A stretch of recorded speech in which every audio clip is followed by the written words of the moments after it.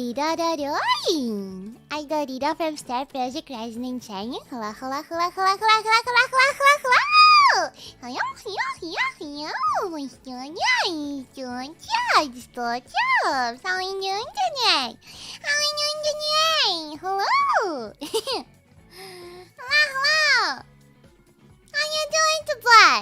I just had a tea with candy. Can you guess what candy? Maybe you can guess because I talked on Twitter about it a little bit. Yeah, today I went outside with my grandma, and we have been in a grocery store. No, it's not sour candy. It's not sour candy.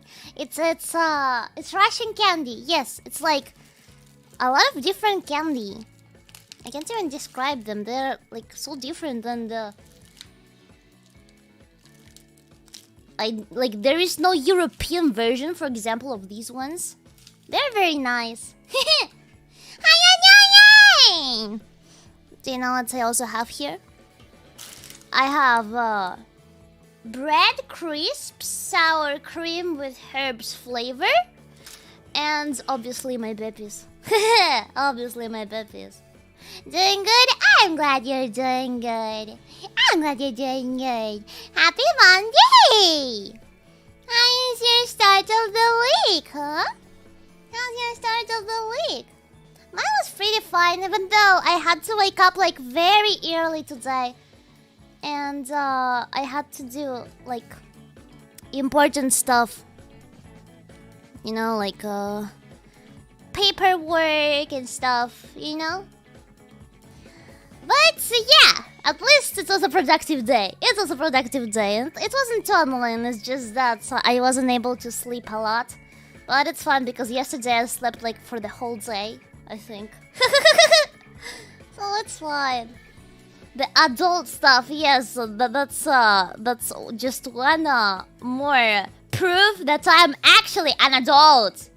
If you didn't know. I'm happy that they can watch it after so long. Oh, hello, listen. Yeah, I saw your model. Yeah. So I know that my viewers are from different time zones. So I really try to like stream at a different hours, like along the week. You know? Yeah, I have like different hours for each stream. So some people who can't normally catch me, they can, you know. Ah, yeah. Happy Monday. Have you seen my schedule already?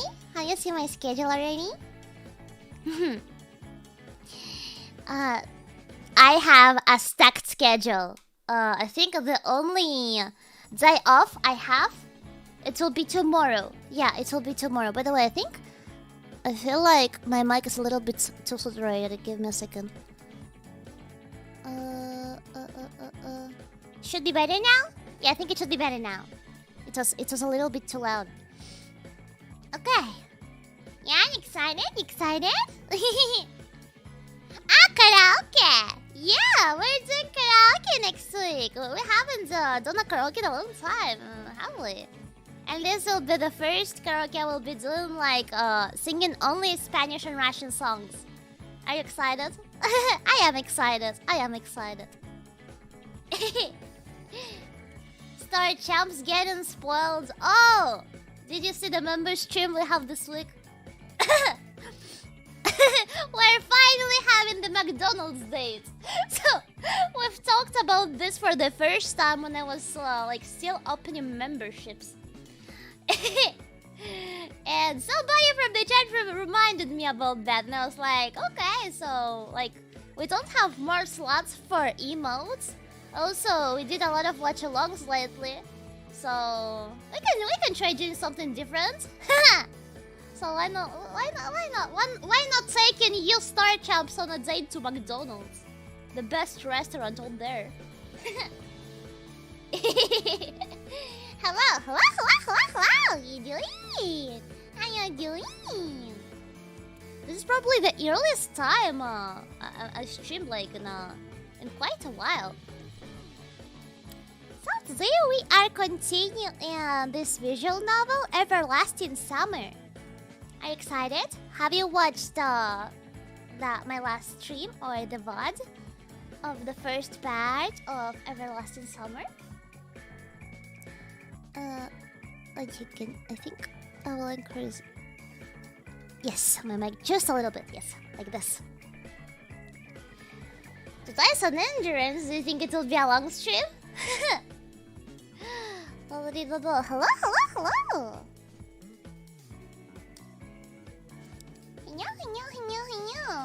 I'm glad to hear you're excited for the streams this week. I'm very excited as well, especially for the collab I have with Connie and Poco on Sunday. Do you remember the explanation? I talked about it a little bit during my collab with Poco and my collab with Connie on members. Watch along was the actual endurance. The watch along of Made in Abyss. Oh my god, that was long. That was long. That was fucking 6 hours. And I wasn't even tired after watching it. I wasn't even tired. I really want to watch the movie of Made in Abyss now. So, do you know what we're doing this Sunday with Connie and Poco? So the stream is called "Whose Is This Meme?" So basically, yeah, I will explain. I will explain once again, like in case you don't know yet what is it about. So like we take a folder, like Poco, Connie, and me, we take a folder, and then we put like each of us puts 5 memes in that folder. Yeah, for example, 5 memes.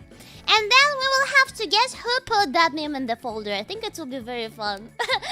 I wonder if it will be easy or very hard to guess. Because I feel like all of us have like a specific style, you know? Like there is a way to guess, but it's not always obvious. I think it will be very fun. Yeah, I think it will be very fun. So I'm looking forward to it. Yeah, and like if we do the idea as how I view it, then the chat will be able to vote as well for polls. Every clown meme is from Connie. Is it club?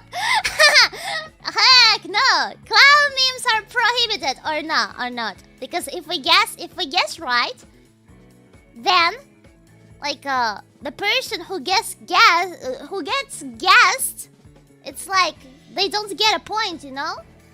And we will have a loser and a winner.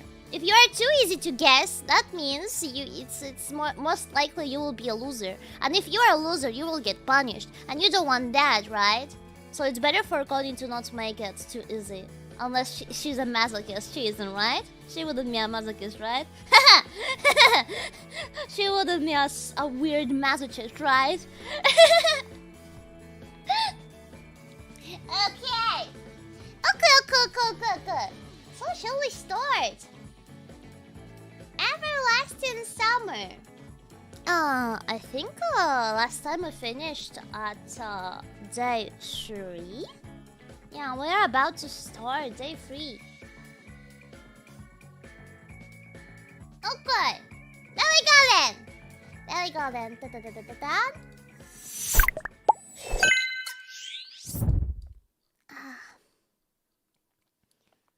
The disclaimer, very important. Okay. Now the sound. And there we go.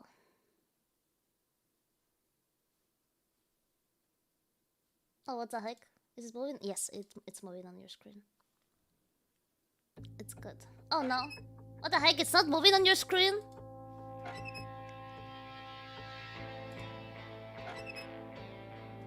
Okay, no, this is weird.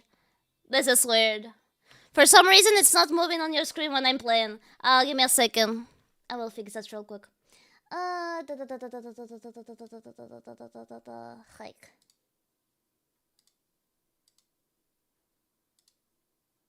Streamlabs being silly, but it's fine. I will fix it. Real quick. Go joy.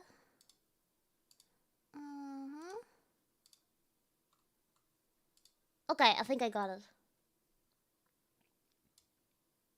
Yep. There we go. Yes, now it should be fine. OBS just being silly sometimes. Okay, you hear me well? You hear the game well? Nothing is too loud, right? Okay. Let's continue. Day 3. We're starting day 3, alright? Load game. Okay, there we go. I will make the game just a little bit louder. Okay. The night left a feeling of anxiety behind. I woke up exhausted both physically and mentally. It happens to me all the time. You see incredibly lucid images in your dream, as if you fell into a Hollywood blockbuster with a plot full of twists, well-paid actors, and multi-million-dollar visual novel effects. And then you wake in the morning without remembering a thing. That's what I was trying to do, to restore the images shown by my relaxed brain. But that part of my memory was empty, either archived or formatted completely. It's 7 a.m. according to the clock. I seem to be an early bird today. Olga Dmitrievna was still sleeping, wrapping tightly in her blanket. Wrapping so tightly in a hot summer? I got up, stretched, and went to the mirror to have a look at myself. The sound is fine, right? The BGM is not too loud, right? Please let me know. I'd better shave. Strange idea. Before twice a month was enough, but now nothing depends on the way I look. I haven't found a razor anyway. It's fine? Okay, nice. Why do I even need it if I look like I'm 17 at most? So, breakfast can start earlier than 9 a.m. and this means I have plenty of time, which I can spend on walking and washing, for example.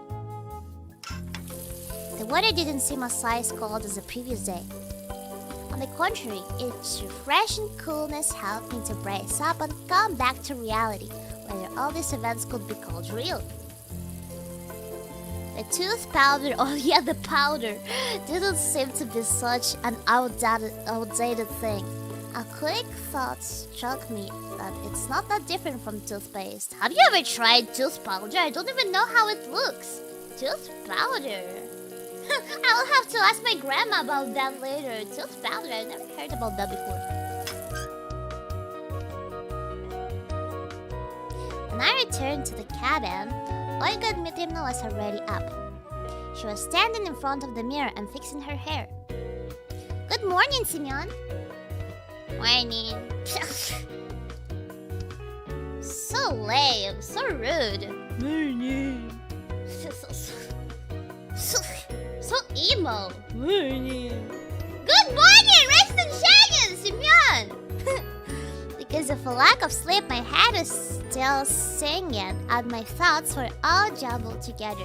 However, I didn't regret waking up instead of my usual habit of sleeping in for 2 or 3 hours more. How come you got up so early? It just happened. And now neckerchief once again. Let me. I'll do it myself, not a big deal. On my way to the canteen. I don't think so. Do it now. Did you forget about the lineup before breakfast? How could I ever forget? And what's the lineup going to be about today? We'll disclose the agenda for the day. So what's the agenda? Frankly speaking, I didn't care for what might be on the agenda for our courageous pioneer troop. I was mostly interested in where our brave leader will send our little pioneer army for the following 12-15 hours. Maybe I could manage to avoid enemy locations. You'll find that out at the lineup. She gave me a wily smile. Olga Dmitrievna, you know, my stomach is getting upset. I'd rather... Well, you know, I believe it's okay to miss the lineup once. It could get all nasty if I fail to control it right there. Where did all this courage come from? You have 5 more minutes. I'm afraid I need more time. Could you tell me right now, please? Sure, I'll try, but just in case it all goes down, I'll fine. On our list for today is cleaning the camp Oh, I can't believe she actually is telling me the stuff now. Cleaning the camp locations, organizing the books in the library, some other minor tasks. And of course, we have a ball in the evening. Watch yourself. You must take part in the camp activities today. You bet. Definitely, and now I'd rather... Come on, let's hit the road. I came out of the cabin and hid in the bushes behind it, waiting for Olga Dmitrievna to leave. Actually, I didn't have any particular reason to behave this way. It was just being childish and stupid. But the voice within me kept telling me that I have nothing to do at the lineup. After the camp leader left, I went back to the cabin and decided to wait for breakfast there. He woke up and chose lazy. And I'm not planning on taking part in community life today. So you lied! What did Olga told you? Cleaning and organizing, that's not what someone in my situation should be doing. Well, start panicking then! 2 days have passed and I'm still right where I started. All the residents seemed to be perfectly ordinary people. They weren't involved in any conspiracy, weren't communicating with aliens. Are you sure about that? And had no idea about time warps. Of course, each of them is a bit peculiar, but those peculiarities don't seem out of line at all. Moreover, if I had met any of these pioneers in my familiar world, I wouldn't suspect anything wrong. They seem to be even more normal and natural than, let's say, yours truly. This line of reasoning was quite logical. The illogical part was the absence of answers. Ordinary people in an extraordinary place. I've heard and seen that already somewhere. Dozens of pioneers, or even more, live their familiar lives and do their regular stuff day by day. They don't understand that the world around them is not what it looks like. Okay. But this is their point of view. As for me, I'm not acquainted with the world of the Saviona camp and its residents, even if they seem to behave the way normal people would under the same circumstances. I have to decide here and now, are those people involved in what's happening to me? Can they give me any answers? Or do I have to seek the truth somewhere else?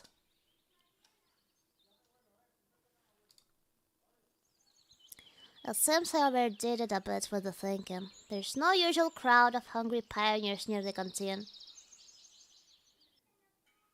Or even inside the canteen. I didn't skip breakfast, right? Heck, why do I always end up starving? Most of them probably had their breakfast before 9 a.m. That's even better. Choose company, freeze a crowd. Lena was sitting in the farthest corner of the canteen, lazily picking with her fork at an amorphous lump that vaguely resembled porridge. Having a breakfast with her seems like a good idea.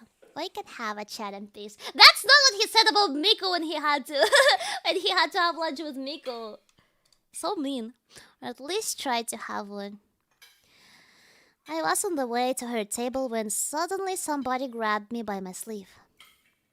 Zhenya, the librarian. Get your meal and come. We need to talk. What are you waiting for? I was a bit confused. Pardon, isn't it a bit too sudden? What's wrong? Get your meal and sit down. MC wanted to be with Lena, not with the librarian nerd. I suppose that she considers her behavior completely normal. Time to choose. What are we doing? What are we doing this time? Are we going with Lena or are we going with the nerd? Lena is the purple-haired girl, the shy one, if you don't remember. Yeah? Poll? Okay, I will make a poll. There we go. There we go. Lena. Librarian. Who are we going with? I mean now. You choose. Sorry, but I promised Lena we didn't promise her anything though. You liar. You liar.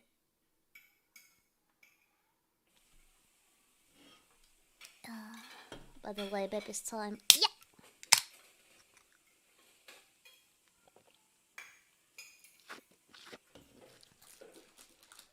Okay. 5, 4, 3, 2, 1, and and Paul. Okay, we're going with Lena this time. There we go. Sorry, but I promised Lena. That's a dirty lie. I sure that Lena wouldn't mind if I sat next to her. Hold on, wait a second. Sorry, maybe later. I gently loosened my sleeve from her grip and headed to the farthest corner of the canteen.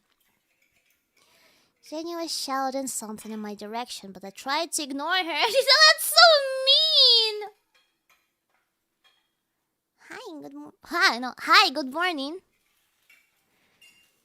Having heard the librarian shouting, Lena had been stealing glances at me for a while. Whining. Strangely enough, she didn't blush but smiled instead. Would you mind if I join you? I'll get my meal and be back in no time. Yeah, sure.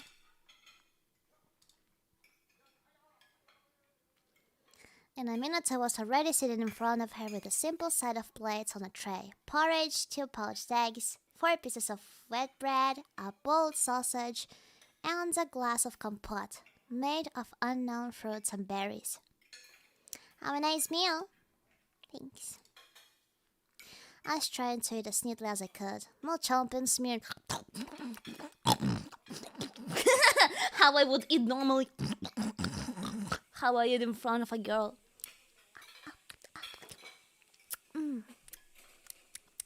Scrumptious. I was trying to eat as yes. No chomping, no smearing the food. It seems that eating like a human and not like a hog was not that hard after all. As usual, Lena remained silent, which means I should start the conversation. Going to the dance tonight? Probably. She was silent for a while.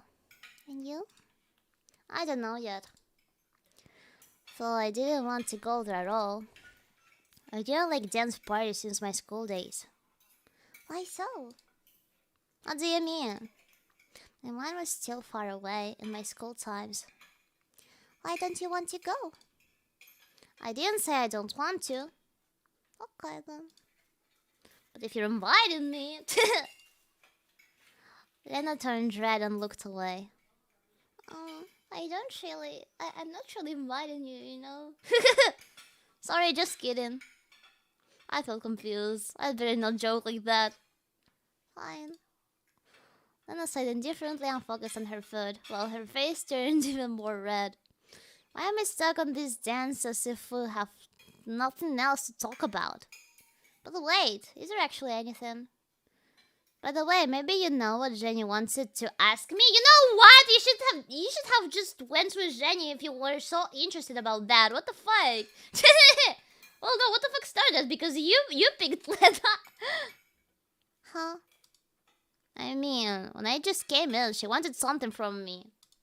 Well, ask Zhenya, not Lena. I don't know. Of course she doesn't know. You're so stupid. I see. The conversation reached a dead end, so I tried to seem fully focused on my meal. Lena finished her breakfast first. I should go. See you later. See you. I was finishing chewing on the sausage, which tasted like a twisted pear cable. I wonder if they have internet access here. I guess not. A pioneer sitting on the next table noticed me talking to myself and stared at me. I smiled and waved to him in return. After such a friendly greeting, he, for some reason, left the canteen quickly without finishing his breakfast. Done with the food, it's time to search for some clues. It's time to explore! Sometime later, I finally came to the infirmary. Oh! It's the MILF nurse time! I have nothing to do in that place. Though the nurse seemed quite caring, it's better to keep a distance from her. Such benevolence is actually scary. She might know something, but I just hadn't the courage to enter the infirmary. Moreover, I had no reason to. Not a single one. Immersed in my own thoughts, I didn't notice the nurse, who was standing on the porch. Oh, hello there. Hi there, pioneer. She came closer. You must be sick. Did you come for medicine? No, I was just wandering around. Ah, drones, I see. But if you're here, I have a serious task for you. I gave her a look of inquiry. The word task made me feel uneasy. It sounded like something inevitable. The nurse smiled spitefully. You both will help me to make an inventory of the supplied medicine which arrived today. Both? Who are we? Perhaps I misheard. But what word could be confused with both? Hi again. Oh, such a coincidence, isn't it? Lena emerged from behind the nurse's back. It seemed strange as I hadn't noticed her until now. Come here after dinner. I have explained everything to Lena. She will tell you what to do. Medicine, huh? Supply today? But Olga Dmitrievna told me that no bus would arrive in the next couple of days. So, there were visitors to our camp today? Yes, they arrived from the city this morning. Why are you asking? Just curious. Alright then, Pioneer. So tonight, after dinner, you'll be here. Maybe And it was barely noticeable this whole time. Surely she's able to remain invisible like a skilled ninja. I could do it on my own. Strange, she seemed more spirited during lunch. No way. There are lots of boxes. And the Pioneer is always ready. Isn't that so, Pioneer? That face! She gazed at me and smiled menacingly. I don't want to spend the whole evening doing something like this, and also I've got more important things to do. But rejecting these requests is really improper. If it wasn't Lena who was standing here, I would definitely think my way out. Ah, there we doing. Okay, it's voting time. Okay, welcome. No. Okay.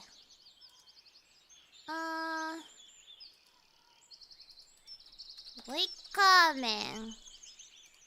Not coming. Tell me, what are we doing?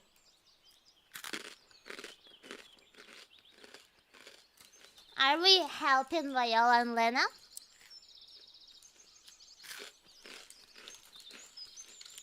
Or are we leaving?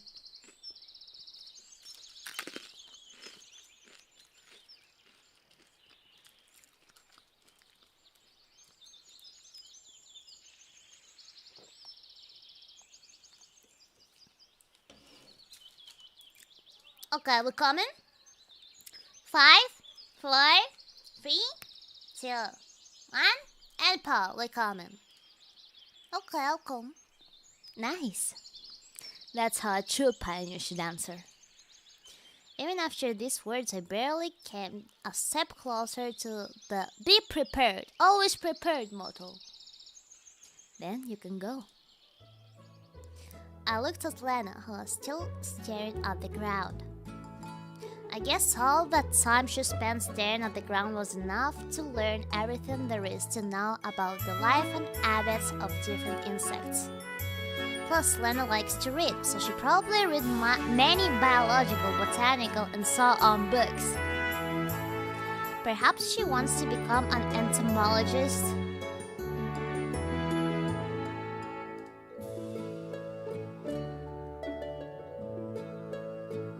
Yeah, sure you like her because she's smart, not because she's pretty. If you like nerds, you will go with the librarian. Where will you head? Where will you head next? Lena's words drew me away from my obscure thoughts. I've been standing at the square for some time, and my speculations about bugs' lives were only an attempt to escape this awkward situation. Game a bit loud? Okay, I will make it quieter. Should be better. Though, why did I see it as awkward? Just don't forget, alright? Don't forget what? He already forgot, just like me for real. Well, tonight after dinner at the infirmary. Her face got a slightly grumpy look to it. No way, that's impossible. Alright, right after dinner I'm at your service. I felt too late. At my words, Lena blushed even harder. I need to find a way to ease the situation. Why did the nurse ask you to do it? I don't know. I was just sitting on the bench and reading a book when she came, and it's smart to ask a reliable person who would never say no. Okay. Well then, after dinner. Okay. I'll be up then. Yeah, sure. She walked off somewhere beside the clubs, and I just stood at the square for some time. So, what's next? I decided to visit my cabin in order to collect my phone. What do I even need the phone for? Like, I don't have connection anywhere.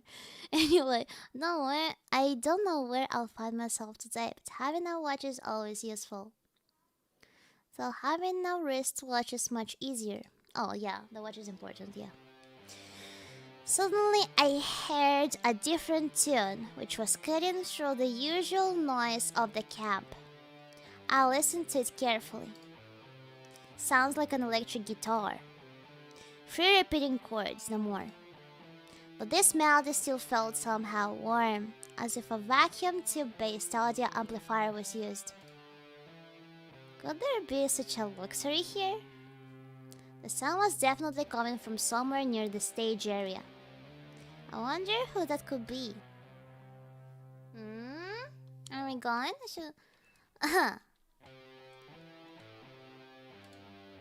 Just in case, I want to make a take a look. Yeah.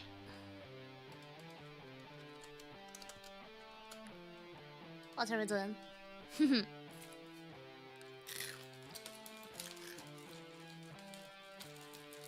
Curiosity killed Bloody. Oh no, you decide that. You decide that. Will curiosity kill the stardust?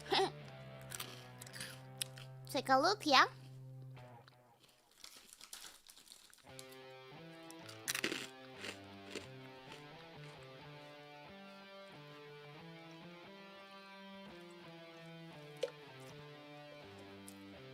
Five, 4, 3, 2, 1. Let's go. I should go take a look. Coming to the stage area, I caught sight of Alisa on the stage. That's what you wanted? Another pencil shot? Waste every time. I let you choose. This happens, huh? This can't be a coincidence. This can't be a coincidence. You're doing this on purpose. You're doing this on purpose. Y'all doing this on purpose. The girl was giving it all. With her eyes closed, she placed one of her legs upon the speaker and was swaying her body with the rhythm of the music. I couldn't recognize the melody, but I was pretty sure that I'd heard before. Probably something from Soviet rock. I could have named a dozen bands in this genre right off the bat, but I was hardly an expert. The song seemed really simple, literally just a 3-chord progression. Probably even I could have played it, given some time to practice. I wonder where Alisa got her playing skills. In the USSR, such music had never been nationally acclaimed. The future rock star wasn't taking any notice of me, she was just enjoying herself. It was like she was trying to become one with the music, to resound in every note, in every bar, in every triplet. Rock heroes of the 80s instantly came to my mind. Many of them were devoted to the music in similar way. If she got dressed in something more suitable for that period's fashion instead of her pioneer uniform, no one would notice the difference. Her performance was coming to an end. Picking out the last couple of chords, Alisa finally noticed me. Did you like it? She doesn't seem as surprised as I would have expected. Yeah, that was cool. As if you could do any better. Smiled Alisa slyly. I'm not saying that I can do it better. I'm not a pro in music. No doubt. Yup. I didn't know what to tell her next and was heading on my way. Wait a minute. Wait. Heard about the evening dance party? I thought it was a ball. Ball, dance party, what's the difference? She frowned. Yes, I did, and so what? Are you going to go? After throwing those words, she turned away. I'm not sure, and you? What am I going to do there? Watch a herd of morons? There was some truth in Alice's words, but this open disrespect surprised me. I mean, would it really surprise you from her? It's clear that it's not the idea of a ball that she hates. But why? What do you mean by why? Well, why don't you want to come? I can't. Dance party is all to be fun. Thank you, Anga, for the super. Do you really think so? Annoyance flashed in her voice. I don't know, but I thought that you would. Never liked them. She interrupted me. There's absolutely nothing to do at such parties. I see. So what's your plan then? I asked just to keep the conversation going. I'll just carry on practicing. What are you practicing? The song Dumb Bass. You haven't heard it. Alisa had gone totally mad. A few more wrong questions and I will have to run for my life. Who wrote that song? I did. So you wrote it by yourself? By myself. Cool. An awkward silence hung in the air. Okay then. Don't you wanna listen? Didn't I just hear it? So mean! That's not what I meant. She pouted. The whole song is just a jam for now. Come on, do it then. Not right now. Well, don't do it then. I felt uncertain about what she wanted from me. You mean you don't want me to play? Seems like I frustrated her. I got ready for her to smash the guitar on my forehead or something even worse. But there was only an upset expression on Alisa's face. I want to, I told you. Come here tonight then. I'll play it for you. For me? How cute. Tonight's a dance party. You said that you wouldn't go. I didn't say that.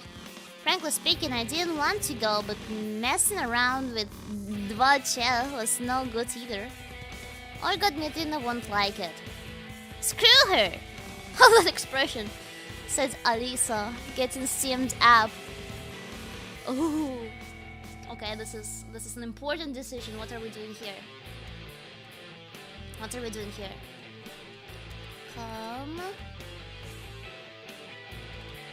Not come.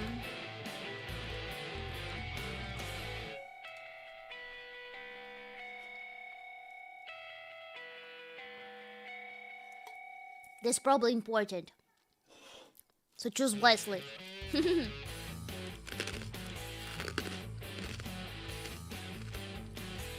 Some hearts will be broken tonight, boys.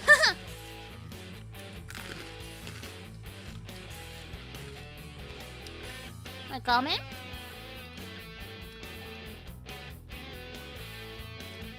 Five, 4, 3, 2, 1, and Paul, we're coming. Between shame at the dance party and the Chevskaya mat guitar skills, I'd rather pick the latter. Goodbye. She smiled strangely. Goodbye. I was just wondering if the decision I made was a right one when suddenly I was interrupted by a ringing calling the pioneers for lunch. I looked towards the canteen. I suppose it's time to go. Hunger is a sharp thorn. I turned around with an intent to call Alisa to come along, but she looked so cheerless and down. Every musician should know when it's time to leave. I grumbled under my breath. Who is marching forwards in a row? It is our pioneer squad. Pioneers in a row usually marched to the canteen in the Saviona camp. I was looking for a place where no one would disturb me, like what happened before. Just so I can eat in peace. Do you hear the background noises? Oh my god, that's the children from the park just in front of my window. Children hate. And for that I have to at least not be the last one to come. But I was pretty sure whatever happens here happens whether I want it to or not. The canteen was crammed as full as an egg. Olga Butino was standing at the entrance, guarding it like a hawk. Well, Simeon, were you working hard today? Hard enough. Well done, truly well done. And the hardest is yet to come. I just bet. Fine, take a seat next to the girls. She pointed at the table next to the pillar. Slavia, Oriana, and Lena were already sitting there. Not bad company. At least not the worst. Because Miku is not there. I got my meal and went up to them. Do you mind if I sit here? I caught myself sounding a bit clueless. There were no other free places anyway. No, of course not. Please do. Lena remained silent. Today the meal consisted of a plate of borscht. I suspected there was some meat lurking in it, but I had no evidence. Some poultry, chances are chickenus domesticus, with fried potatoes and a traditional glass of compote. I found myself liking the local food more and more. I guess I just came to the conclusion that I have no other choice, which means that there's no use in complaining. I mean, that doesn't sound bad, that actually sounds like nice food. Thank God there is something to eat. Oh my god, this is so dramatic. Coming to the ball tonight? I don't know. I already had my arrangements with Alisa. He'll come. He got nowhere to go. Oliana said happily. You will come for sure. Of course! I can't miss the opportunity to watch you make a fool of yourself. She got it right, so I decided not to reply. And what about you? I asked Lena. Yes, she replied briefly. See, you should go too then, said Slavia as if leaving me no choice. Don't forget to wear your tailcoat. Apparently, Liana was so pleased with her joke that she laughed out loud. But I really had nothing to wear. My wardrobe was just a pioneer uniform and my winter clothes, which will be inappropriate even in the evening. And what will you be dressed in, entertainer? Secret! Will it be a little dress just like in kindergartner's matinee? Liana turned red. Looks like I managed to offend her. No, I will wear a biohazard suit just so I don't catch an infection from you. I wonder what kind of infection are you afraid of catching from me? Enough, you guys. Don't quarrel. How do I read that? Fuck. How do I read it? Idiocy, of course. I don't relate, so I can't read it. Stupidness. Looks like Oriana was highly pleased with her, as she thought. Brilliant answer again. You know, if you already have the flu, you can't catch a cold. Take a play at that game. So childish! What are you implying? Oh, nothing at all. I looked away slyly. Do you mean that? She went red again. I don't mean anything. Guys, given that it was Lena who interfered, it probably really was time to stop. You're asking for it. You're gonna get it. Ah, you finally wise up? What the fuck? Instead of replying, Oriana grabbed her plate filled with borscht and tipped it over my head? This game made an unexpected finale. Oh, you little... The brat. She jumped up and tried to run away. But this time she won't get away. I grabbed her hand. And now what? I can't just smash her head against the table. This pantomime lasted a few seconds. Suddenly, Oriana skillfully grabbed a glass full of compote and splashed it on my face. That way she managed to get free of my grip. She dashed off towards the counter, and I chased her. This resulted in several flipped tables, a pile of smashed tableware, 5 pioneers crippled by various injuries and full exhaustion from both parties. A draw, sort of. A belligerent draw. With too much belligerence. We stood before each other and breathed heavily. Tell me you won't behave this way again. And you? I got Mituna snuck up on us from behind. Uh-oh. When you think about it, such a rat couldn't go unnoticed. Well, are you satisfied with yourselves now? Her voice appeared to be calm, but I was sure she was just about to explode. And who's gonna clean up all this mess? Exactly what happened. Who? I'm asking you, who? Him! Replied Oriana with complete confidence. Hair? I objected less confidently. Both. The camp leader brought a conclusive end to this ongoing argument. Generally, I wasn't sure that my share of the blame is more than hers. Although Oriana didn't have a drop of guilt on her face. Beat it! I'm not cleaning. Ain't nobody got time for that. This is his fault. He started it first. No, it isn't. Oh, yes, it is.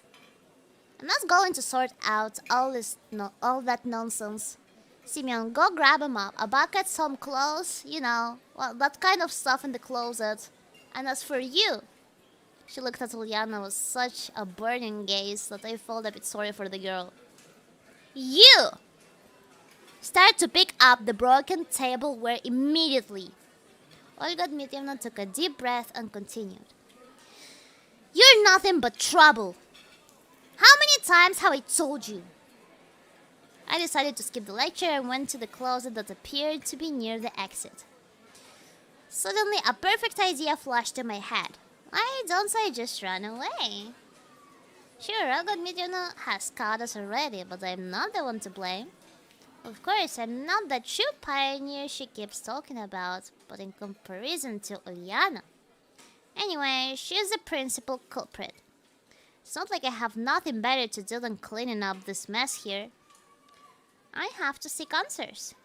The truth is out there, somehow flashed through my mind. Oh, what are we doing? What are we doing this time? Run away. Help the brat. What are we doing? Are we helping the brat?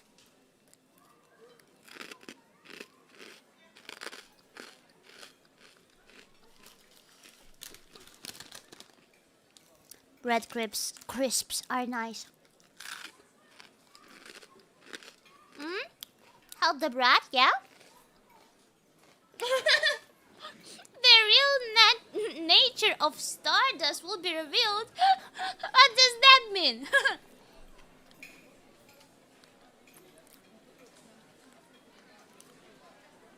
Okay, 5, 4, 3, 2, 1, and Paul, we're helping the brat. Nah, running away is hardly a good idea. For starters, all good Mityevna has caught me already, and dashing off would only aggravate my punishment. As well as that, I was indeed partially guilty. Of course it was all her fault. But if I hadn't reacted like that, probably we could have avoided this trashing. Probably. I opened the cabinet and took out a broom, a mop, and a dustpan. Olga Dmitrievna wasn't anywhere near Olyana by the time I returned. She's gone? Can't you see for yourself? Olyana looked upset. All her youthful spirit vanished without a trace. Okay, hang on a sec. I'll go and wash myself a bit first. I shot her an angry glance and headed towards the exit. I washed the scraps of lunch off myself and returned to the canteen. Well, no escaping it. I have to clean it up. It's all because of you.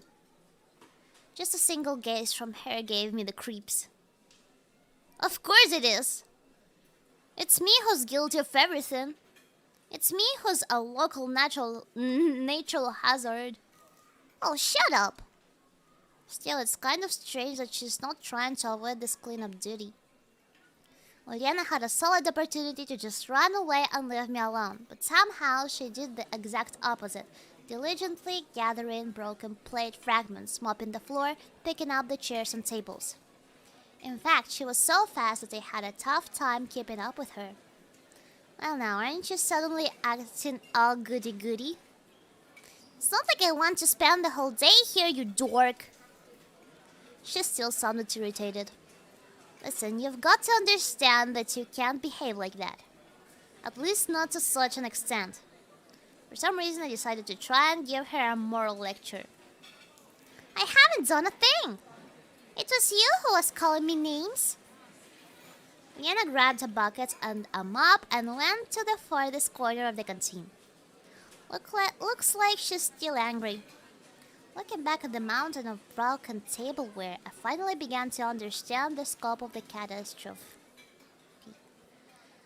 Well, lucky that at least the forks and spoons are made of metal. We still have something to eat with. But there are hardly any plates left. Hey! Olyana called me with a shout. I went over to her. I don't get it. Why do you hate me so much? Her face became so serious that I was ready to believe that it wasn't just yet another trick of hers. Why do you think so? I have no idea. That's exactly why I'm asking you. I don't hate you. It's just that sometimes you behave like... well, you know. As simple as that, but still true. Like what? I have no idea. She lifted her gaze to me, boiling with curiosity. Well, for starters, what's the big idea in pouring the compote all over me? You were asking for it. She smiled for the first time since she started cleaning. Yeah, sure. I heaved a deep sigh. So, what do you expect from others then? Nothing. She played acidly. This discussion was over, so I just continued cleaning up in silence. It took us a few hours to fix up the canteen. At least all the broken tableware was gone. Chairs and tables were in their designated places. The floor looked clean. We were sitting together with Ilyana next to the food counter, breathing heavily, deservedly resting.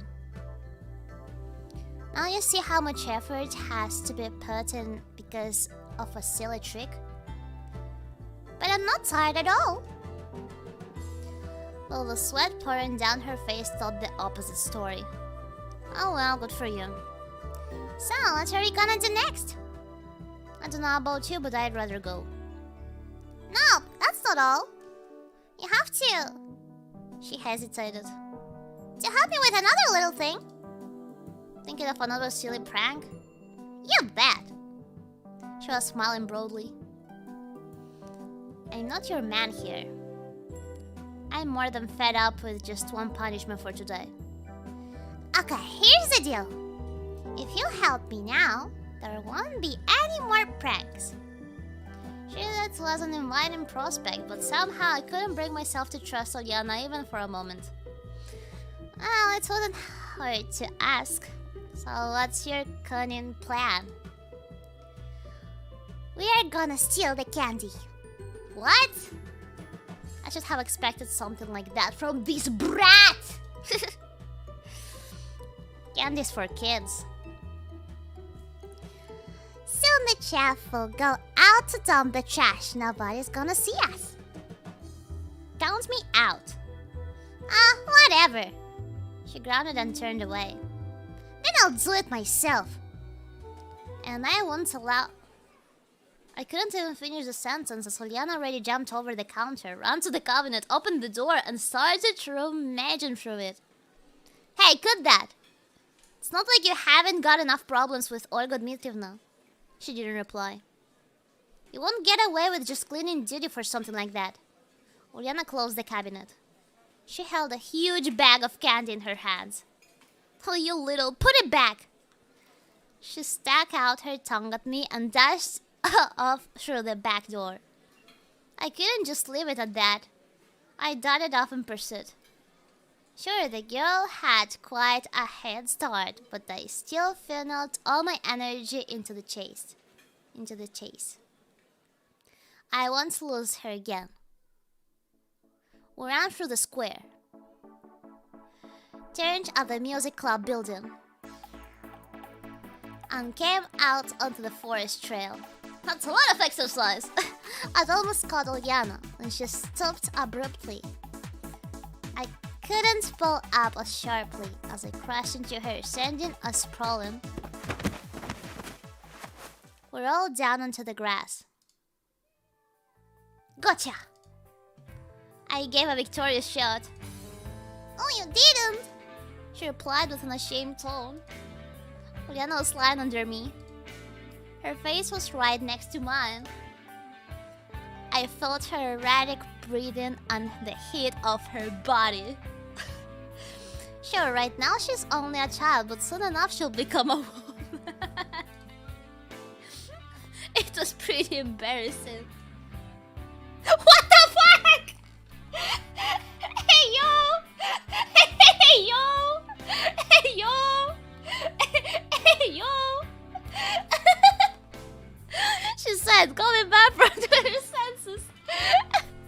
Wait, yo! Hey, yo! Hey, yo! Anyway, it was more like a game to her. What am I reading here? Can I even stream this? She gave a cunning smile and snorted quietly. Or was it just my imagination?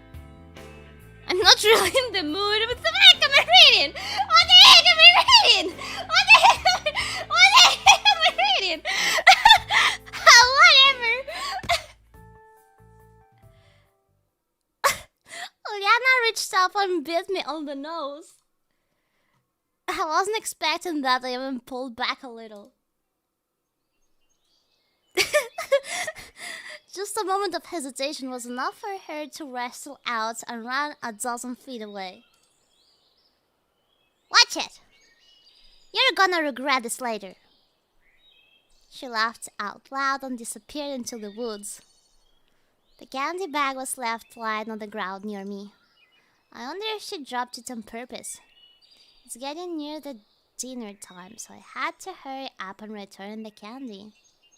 Oh my god, they've been running for such a long time then. And preferably, very preferably, stay under the radar. Of course, I explained the situation. It was Liana who had stolen them. But who's gonna believe me? I mean, why would you return it if it was you, you know? My good Mitino was already waiting for me at the entrance to the canteen. Good job, Simeon! On what? I hid the bag of sweets behind my back. The bag was transparent and too big to put it in my pocket. I was talking about the cleanup. Everything is clean and tidy. Well, yeah. And where's Soliana? I wish I knew. She'll come soon.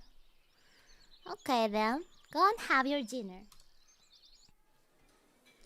I entered the canteen. To my utter lack of surprise, it was full.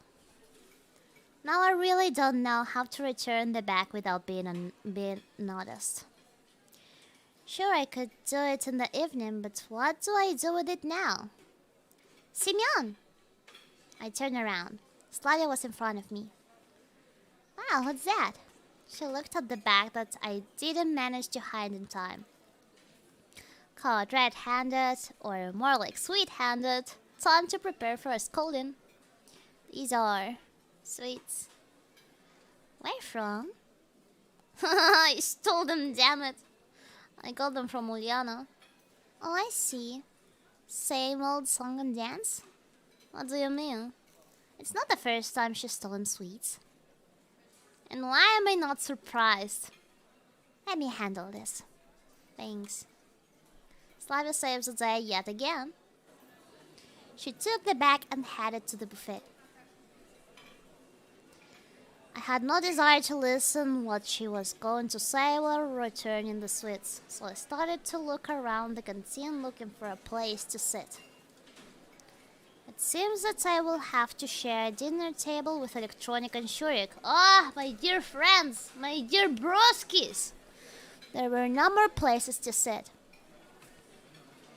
What's happening, gentlemen?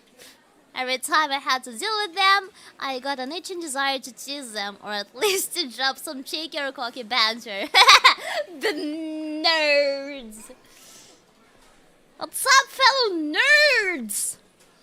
Might be too risky to behave that way, but the Electronic Brothers were my primary source of positive emotions.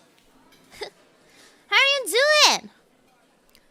Fine, what about you? It's a missus. Did something happen? Lots of stuff. Mind sharing? Nah, some other time maybe. Suit yourself. He had a, if you don't remember, Shurik had a stupid, goofy voice. He made a helpless gesture. We're going to the ball after dinner. Electronic giggled. I know that. Who do you want to ask out? I hadn't thought about it yet. What about you? It seemed that this question caught him off guard. Ask Uliana. That would make her happy. No thanks. Electronic furiously waved his hands. And you, Shurik, you got to ask Alisa out. Thanks, I'll pass. Pass! He looked calmer than his mate. Oh, come on, guys, it should be fun. You know what? You can just go by yourself, you know, like true broskis. And in any case, we've got things to do.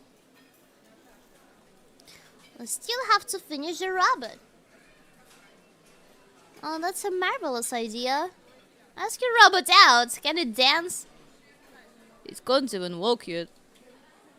Sure, probably missed the point completely. Ah, it will be a great demonstration of our achievements in front of the camp. And what would we show to them? Yeah, you're right. They both stared at their plates disappointedly.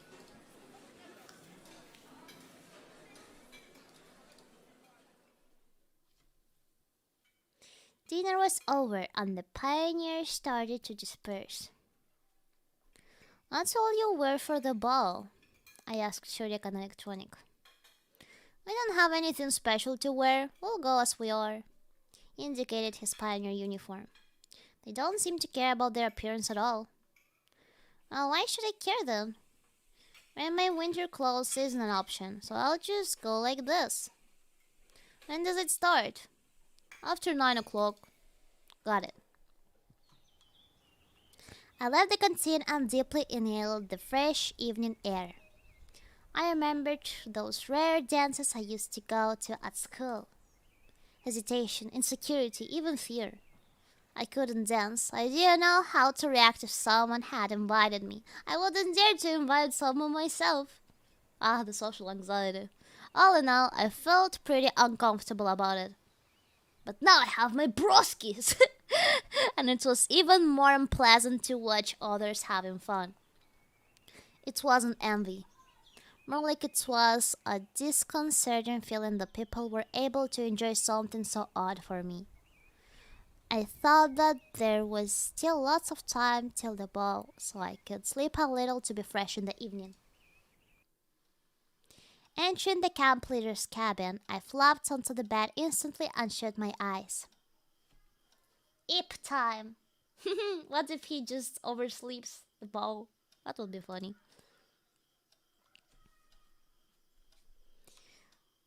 Where did this come from? I don't remember this in here in this room. Strangely enough, I got up right on time even without an alarm. The clock was showing 9. Such a rare thing to happen. I felt sluggish though. Probably it wasn't the best idea to sleep during the day after all. It was always there, Rito. Really? I just noticed it. I'm going to see Alisa instead of the dance. So it's time then. But I agreed to help Lena. And what should I do now? Yes, right. We agreed to too many things. We agreed to too many things. What are we doing? What are we doing? Okay. It's time for you to decide once again. Go to Alisa. Go to the party. What are we doing?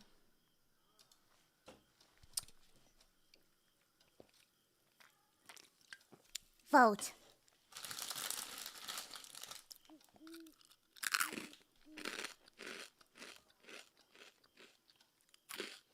Dance party, Lena? Yeah, most likely.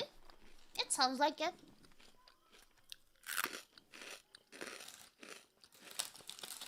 What are we doing, guys?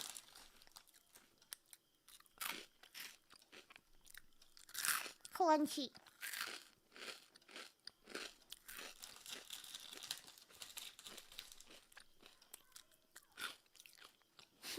I'm taking this as a little pause to snack.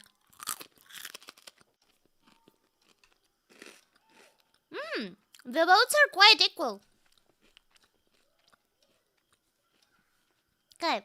Oh, they are equal. 50-50. What are we doing? 5, 4, 3, 2, 1. It's a draw. Guys, you can do this to me. 4, 5, 3, 2, 1. And Paul. We're going to Alisa. We are going to Alisa.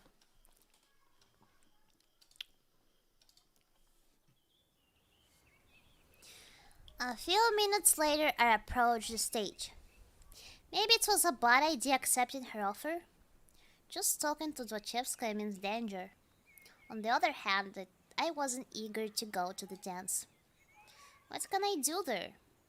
I don't want to disgrace myself. No, I'm better off listening to Alisa play the guitar. Coming closer, I saw a person sitting on the edge of the stage with her legs dangling. So you came after all. Alisa put the guitar aside and jumped to the ground. There was even a trace of joy in her face for a moment. Playing for someone is surely more interesting than being alone. As you can see, What are we going to do? What do you mean what? I'm asking you. Oh, you wanted. I got a sudden idea that this situation is one of her usual pranks and I should never have expected to hear any guitar songs. I'm going to bed. Bye. I turned around and waved a hand intentionally slowly. Hey! Alyssa grabbed my sleeve. What? Don't you want to listen? Listen to what? You yourself don't know what you're going to do. Of course I know! She took the guitar and hit the strings with a plectrum of a couple of times. Sit next to me. I didn't object, and in a moment I was sitting beside her. It's better this way. Miss the dance, leave now, and then what would I do? The role of a stranger was more suitable for a passive observer and not for the eager seeker of answers, who I wanted to be so badly. So I'll show you how to play the song now. Just like that, right away? What do you mean right away? I haven't held a guitar for a long time. She could probably guess how long it had been since I'd held one. My skills were enough to make a cat laugh. It's not difficult. I threw an intense look at Alyssa.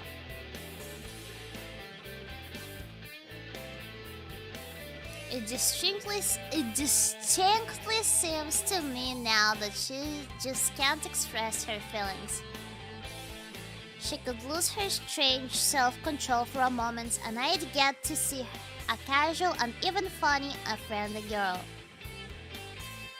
And then when her self-confidence and impudence turned back on, it was bitchness as usual. And which is the real one? Hey! What? Stop daydreaming. Oh yeah, sorry. So, are you watching? I am. What song is it? The one I planned this morning, of course. Oh, okay, I'm listening. Alyssa made up her mind and started to play. That's it. Did you get everything? I may have understood it, but I probably won't be able to replicate it. How shall I put it? It's okay, practice makes perfect. She's undoubtedly right on this point, but I've had problems with practice all my life. I took the guitar from Alyssa and tried to play the first chord. It was hard, as if my fingers were tied in a knot and didn't want to be in the right place. I used to be better before, but now I wouldn't even be able to play Twinkle Twinkle Little Star. Twinkle Twinkle Little Star, da da da da da da da. Well, wait a moment. Looks like you won't be a rock hero. She laughed kindly. It might be better this way. I hissed, vainly trying to remember the order of strings to press. Well, the guitar started to make devilish sounds resembling the groans of a wounded dinosaur. What was this comparison? My left hand fingers constantly missed the right frets, and my right hand didn't strike in rhythm. Let's call that progressive rock. Progressive? Well, give it back. She took the guitar away, and it sounded completely different in her hands. I felt embarrassed by my clumsiness for a moment. Alyssa's skill might not be on the level of a professional guitarist, but nevertheless, she played simple things like this with confidence. She must have had a lot of practice. Did you get it this time? She finished and offered the guitar to me. Well, I did better the second time, but it was still a long way from Alyssa's level. Or from any decently adequate level. I was aware of how totally worthless I was compared to her. It seems so simple. Just play a simple song with 3 chords. The tune is too simple though. I put the guitar aside. Alyssa was lost in thought for a moment. Even a preschool kid could play it better. Thanks. I tried. So I noticed. She might be trying to demonstrate her evident superiority at playing the guitar. It's not like everyone can be a musician. Not really. Alyssa looked up at the sky. Though you can't be one, that's for sure. Why's that? You should have heard yourself. I started to regret coming here. Oh, don't mind me. Why does Alyssa need to do this? It's obvious that I'm a horrible guitarist. Obviously. But if I had some practice... So, will you practice? I don't know. Maybe I will. The guitar was the least of my problems, though. I'm stuck in a strange world I can't escape from. That's more important than a stupid argument with Alyssa. I suddenly felt an annoying self-pity, apathy, and an urge to leave this place, to forget this evening. Oh my god, is he that embarrassed? It's fine, Simeon. Those feelings left a nasty impression and a burning desire to do or say something stupid. As if it would change anything. Come on. What? Me learning to play the guitar. You surely couldn't. You'd strum the guitar for a couple of days and give it up. Alyssa's words pierced my heart. Because she was right. You know what? Oh well, should she know? Is it any concern of hers? Am I reacting this way just because it's true? Or that it's Alyssa who spoke that truth? You can't know how to do everything. Probably not. But you should be able to at least do something. So are you saying that I can't do anything? How should I know? Yeah, because if you weren't even trying. You know, I what? Should I tell her about my computer skills? What's a computer? About the books I've read and movies I watched. Oh well, this is a pointless conversation. That goes without saying. You're only concerned with having fun. And you do nothing but whine. Forget it. She is fucking right. I jumped down from the stage and walked away from a concert area. Go then. I heard Alyssa yelling to me. I'm already going, I hissed. Oh my god, he's such a child! And to think he's like the most adult of them all. He's like even older than Olga? The path led me back to the square. There was Slavi in the center of it, sweeping the area. Oh, Simeon, hi! I thought everyone was already asleep. No, what are you doing? Cleaning up after the ball. Why didn't you come? And where have you been? I hadn't the slightest intention of telling Slavia how I embarrassed myself on a stage with a guitar in front of Alyssa while the whole camp was having fun at the square. I took a walk. Okay, but you should have gone. It was fun. Glad you enjoyed yourself. I've been sweating like a pig today because of work or just the hot night. Hey, do you know where I can have a bath? Certainly, go straight, then a bit to the left by the path, then to the right, and there will be a bathhouse. Should I accompany you? No need. I'll find it myself. I totally didn't want to burden her more. I walked along the forest path in the direction Slavi showed. My whole body was itching. Oh my god.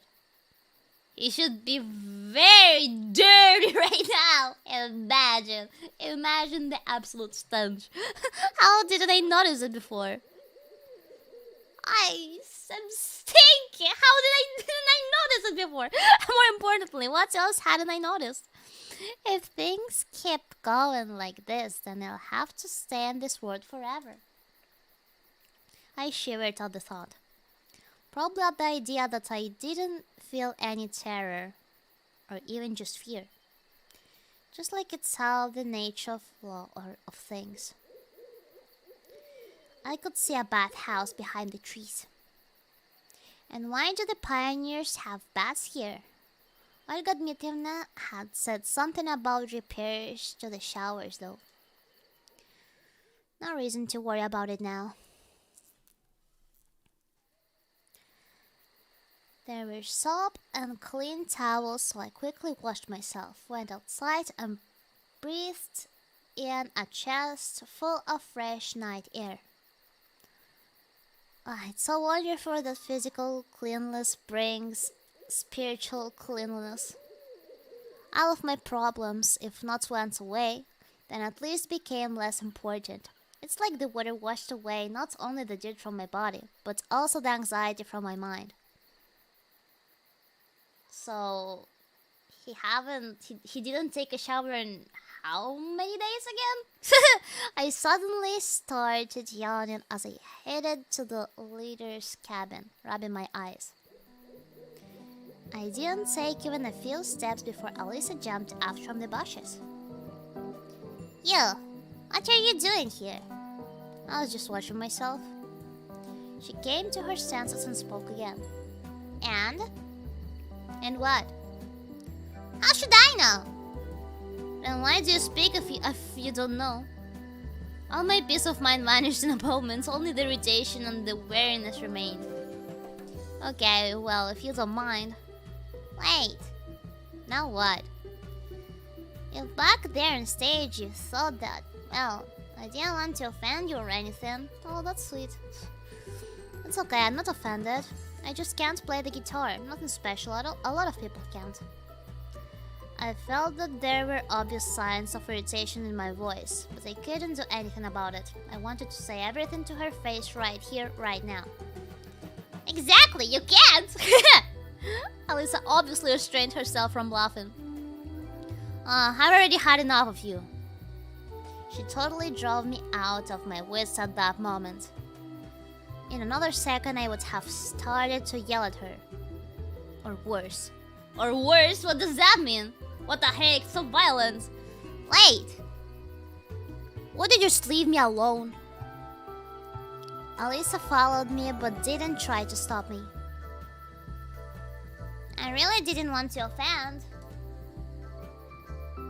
Some invisible power made me to turn around. Okay, can I go now? Yes, of course. In the moonlight, Alisa looked very beautiful with a brief guilty expression in her face. If she could only keep her mouth shut. So mean. What are you smirking at? Although, nothing. I just thought that if only you were a little bit more polite. Then what? I shouldn't say such things. People could get ideas depending on their intellectual abilities. Then nothing. You should finish what you started. There's nothing to finish. I'm very tired and I'm going to sleep.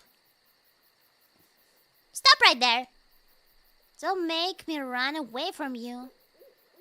As if you could! She might be right. I am already exhausted from this day, and naturally I had no intention of running after a bath. So what? Wait. If only I would be more polite, then what? Try it and you will see. Why should I do anything for a fool like you? Then don't try. What does it have to do with me? I sighed and dragged myself to the square. And what about you then? What? I replied without turning to her. Well, if I would, then you... I don't know what are you talking about, but let's think that I would if it is easier for you. Morin. So mean! He's so fucking mean! He's so freaking mean! Alisa yelled at me and headed to the bathhouse. The square shines with the cleanness of a German road, which were washed with shampoo, or so people said. That's love for you. And I just argued with Alisa and nothing else. What for? As if it was really necessary. And her behavior. In any other situation, I would have surely said that Alisa likes me and just hides it behind her rudeness. That's not important right now, though. Relationships, love, anything. Maybe she isn't even human. And what if she was a human and all this was happening in the real world? I drove these thoughts away and headed to the leader's cabin. Tiredness had overwhelmed me. He totally messed it up, I know, right? It was like an invisible obstacle stopped me in front of the door.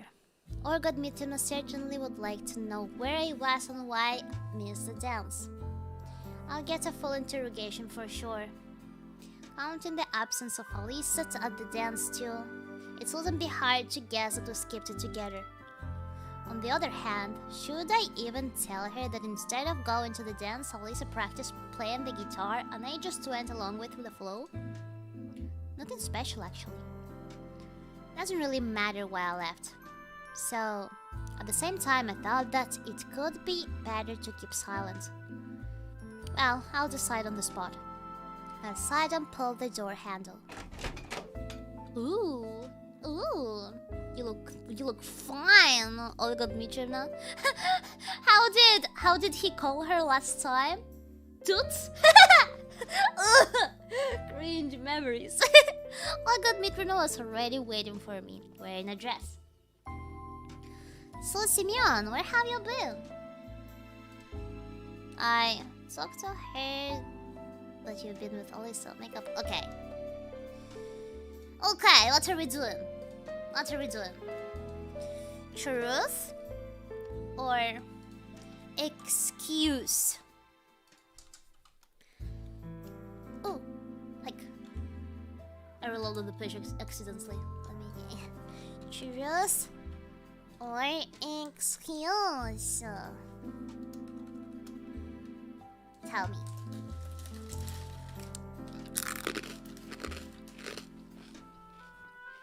No reason to lie? Well, you tell me. Do we have any reason to lie?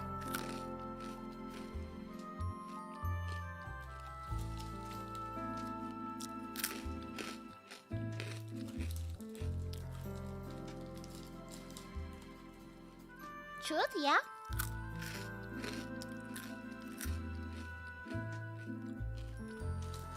What are you eating?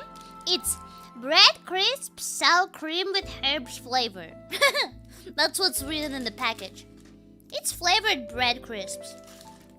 Very nice.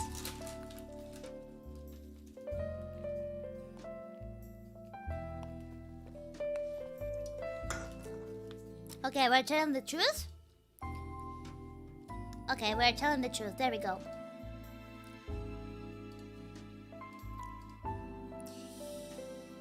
Yes. To tell the truth, I was at the stage with Alisa. And what did you do there? Play the guitar. Okay, that's not important. Why didn't you come to the ball? Well, frankly speaking, I don't like dancing. So what? That was a camp public event, which means every pioneer had to attend. She looked at me intently. You could just sit somewhere quietly. I'm sorry. I sighed. Okay. A little softened. Go to bed quickly. The storm had passed.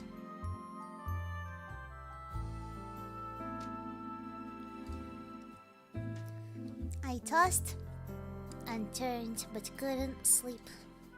My head was full of thoughts about music, guitars, and Alisa.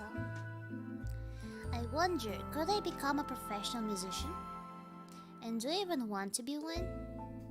Why should I want to? It certainly would be pretty fun, but nothing else. Or is Alisa the reason? She really is like an energy vampire, sucking all your juices. My eyes started to close and I fell asleep a moment later. After.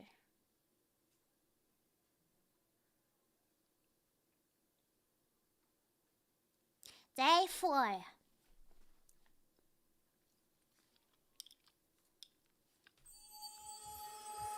I woke up with a hellish ringing inside my head. The ringing seemed to be coming from the depths of my consciousness. Oh, it's an alarm.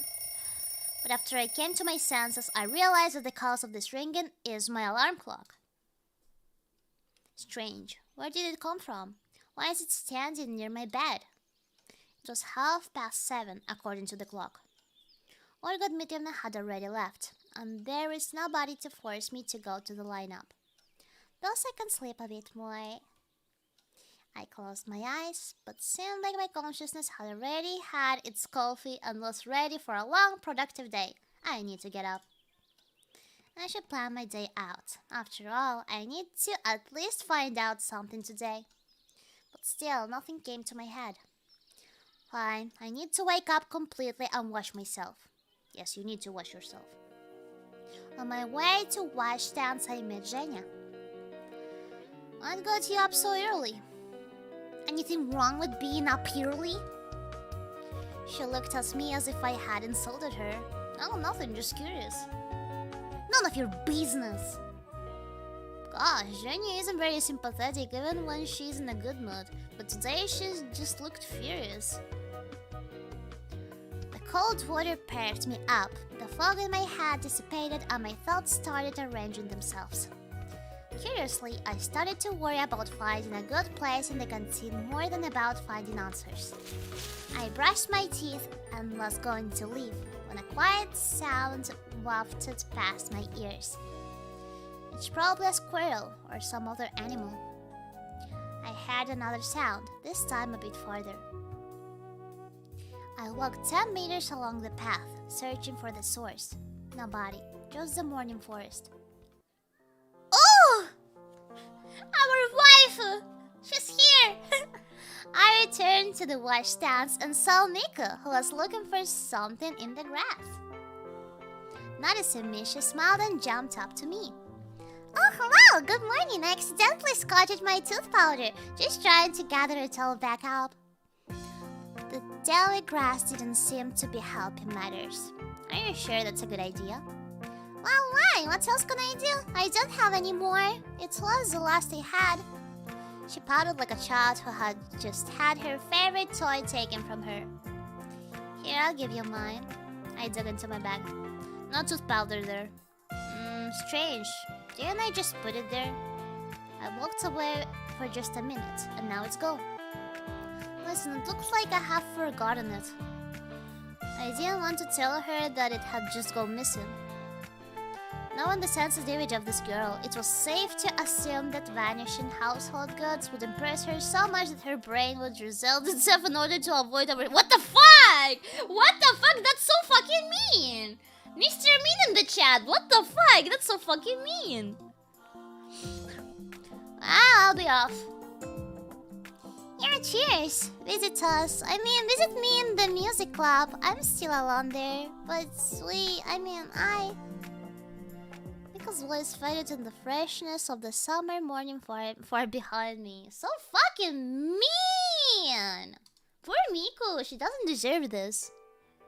Poor Miku doesn't deserve this. Getting back to the leader's cabin, I took my cell phone and looked at the battery meter. Enough power for a day, maybe even less. Of course it won't help me much in here, but still. Finding a charger in the 80s would mean inventing it. Still, regardless, the morning was shining and beautiful. Rising and shining. The bright sun was shining over the space and time-displaced pioneer Camp Savionek, warming its residents and filling them with energy to spend the day productively. Or in my case, to waste it in futile efforts to find an explanation for everything happening here. There was an unusually large crowd near the canteen. Of course, there was no other place in the camp that pioneers loved as much as the canteen. But why were they all crowding on the porch? I came closer to find out what's going on. It looked like all the camp had gathered at the porch. There were all the familiar girls, Olga Dmitrievna and Electronic. They were having a lively discussion. I drew closer. Ah, Simeon. Have you seen Shurik today? Nope, what's the matter? We haven't been able to find him since early morning. Disappearing pioneers, well, that's something new. But he was with you yesterday? She was talking to Electronic. Yes, he was. So you woke up this morning and he wasn't anywhere to be found? No. Why didn't you come to me immediately? Well, I thought that he got up earlier and went to wash up or something. Did he mention anything yesterday? Interjected Slavia. For example, that he was going somewhere, for instance. Nope. What exactly is so horrifying about that? It's only 9 AM. He might have decided to go for a walk. You don't know, Shurik. She looked over at me seriously. Well, no, I don't. But I didn't see anything suspicious in this situation. Okay, let's stop panicking. We'll find him. How could he miss breakfast? Uliana grinned. Exactly. Time to eat anyway. The pioneers proceeded into the canteen. Yet again, I had no choice where to fit in. The only free place was at the table with Alisa and Uliana. Take a seat! She pointed at the chair next to her. I sat down. Aren't you gonna get your food? Good idea. I hadn't thought about that. Today's breakfast didn't look much different from yesterday's, but it looked more appetizing. Or maybe I was just very hungry. Or maybe I was eager to finish it off as soon as possible to avoid yet another Uliana prank. Wanna go to the beach with us today? When? Right after breakfast. Generally speaking, relaxation wasn't on my agenda today, but if I was going to spend my time thinking, why shouldn't I do it while getting a suntan? Solarium time. Sure, why not? Ah, cool. She smiled nicely. I bet you're planning another prank. No, not at all. Uliana waved her hands at me. She sure is. Alisa grinned. She's always like that. I looked at Alisa attentively and suddenly remembered yesterday's evening. It's her strange behavior or quarrel. But now she looked like usual. Maybe there's no need to say anything to her. Though I wasn't going to. At the end of the day, everything that happened that night stopped seeming unusual, as if it was all just a dream. No way! I think she's right. Nobody believes me. Uliana took her tray of dirty dishes and stood up. Enjoy your meal. Wait. She said in such a way which left no doubt. Nothing good awaits me today at the beach.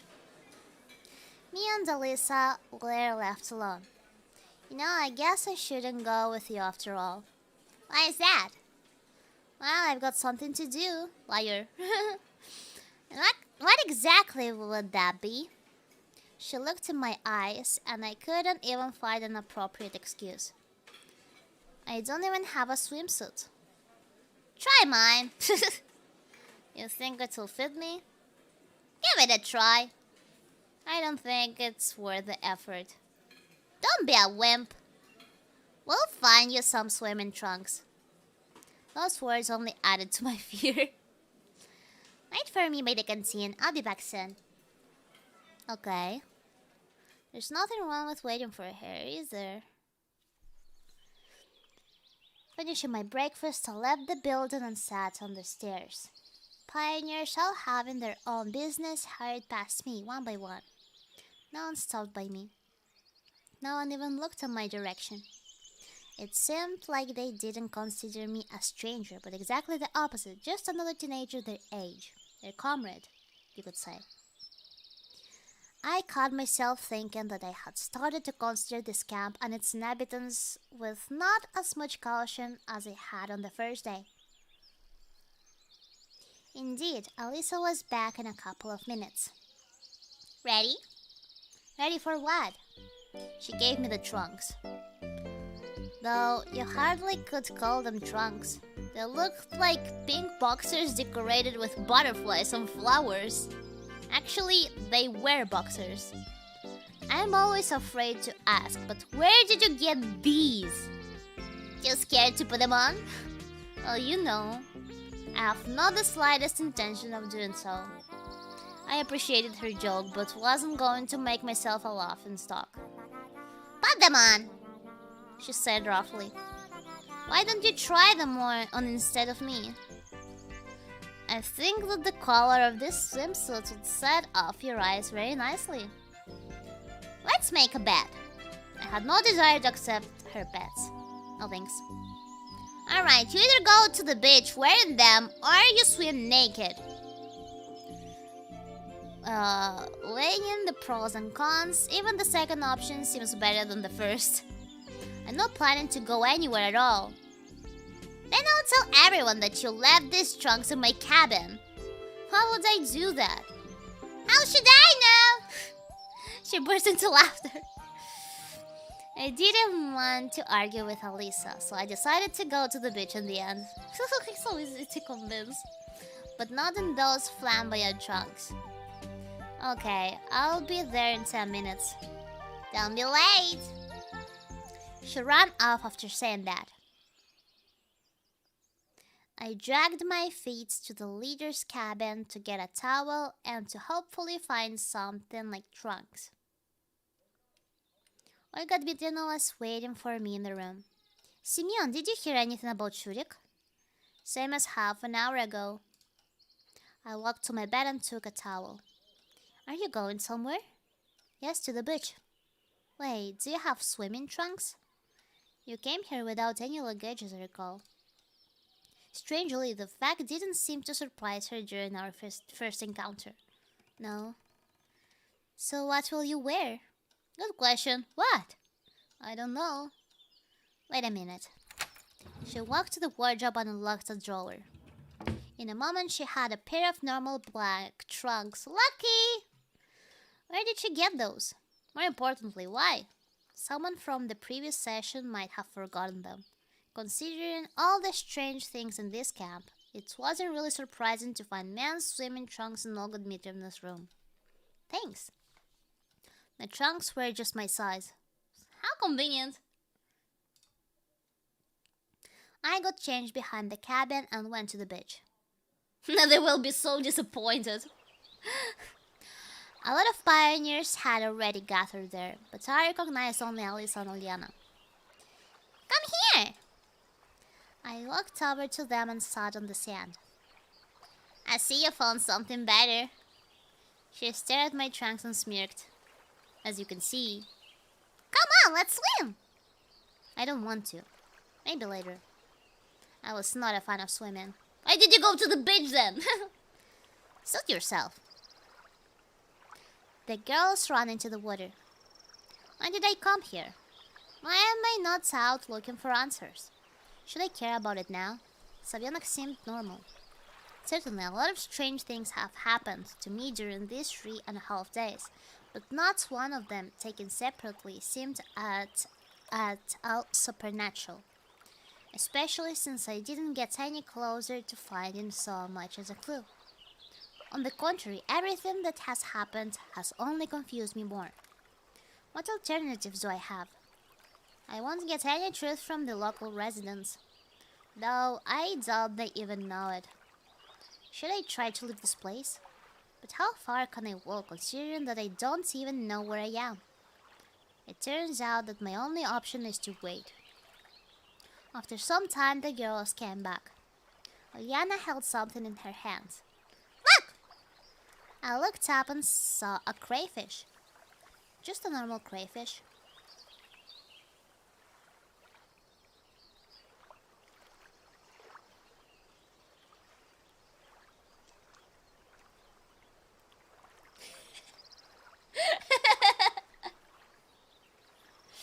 Nice views, huh? Oriana lay next to me and started to torment it. Leave the poor animal alone. Why? It's just a crayfish. So what? It has a right to live too. I'll rip its claws off and ask the cook to boil it for dinner. As if we have nothing else to eat. I looked at Alyssa. She seemed to be totally uninterested in Uliana's fun with the poor sea creature. Tell her. What's wrong? It's a crayfish. It deserves it for being ugly. Look at it. It looks so silly. Definitely deserves it. Looks almost so silly as Mr. Min. And you know what? Mr. Min would deserve to be boiled alive. It looked like the girls missed their lessons on nature in primary school and lacked empathy for the environment. Give it. I snatched the crayfish off Uliana. Suit yourself. I was a little surprised she didn't resist. I looked into the eyes of the poor animal. They didn't express anything at all, but I thought that if it could speak, it would certainly be outraged. Maybe it would even go to the UN Convention of Human Rights. To tell the truth, I wasn't sure that would help. I took the crayfish to the river and set it free. Never mind, I'll catch more. There are plenty of them here, said Uliana. No doubt about it, I mumbled. Time to torture more sea creatures.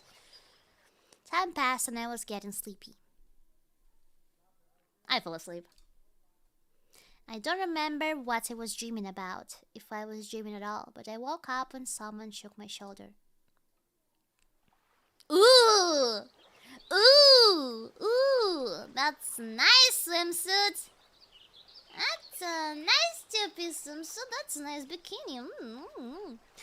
Olga Dmitrievna stood next to me. Did you come to swim too? I asked, still half asleep. No. It's almost time for lunch and we still couldn't find Shurik. The little sad standing before me in a wet swimsuit. And I want you to look for him. It seems like I'm the only pioneer in this entire camp. I was sincerely outraged. Every time it was getting clear that Olga Dmitrievna considered me her errand boy, to be used like a slave, or vice versa. If I came to you, then I want you to help me. Not exactly me. However, after giving it some thought, I decided to agree. After all, my shoulders and back got sunburned while I was sleeping, and searching for Shurik would let me get acquainted with unexplored locations of the camp. Okay. It was not exactly right to wander around wearing only swimsuit trunks, so I should get changed first. 10 minutes later, I stood outside Olga Dmitrievna's cabin, deciding where to go. Ooh! Bus stop, boat house. Oh? Or the 17 room? Who's there? Oh, Zenya? Who's there? Okay, where are we going? I'll make a poll. I'll let you decide once again.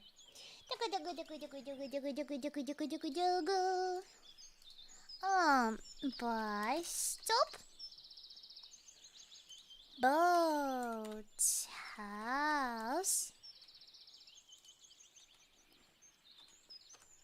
17 question mark?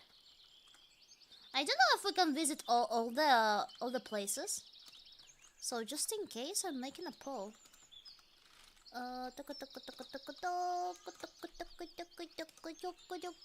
Okay. There we go.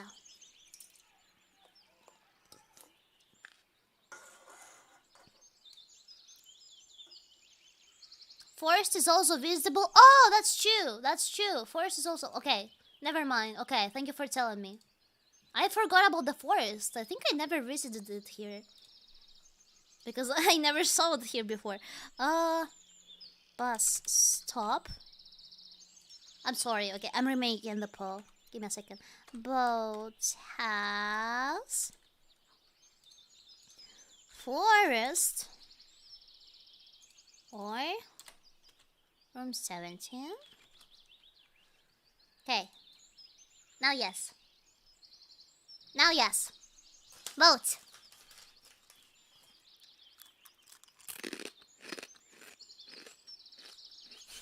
Boat's house like an ace attorney? Interesting coincidence. And right when a pioneer disappears. Maybe he was murdered. Maybe we're about to perceive a crime.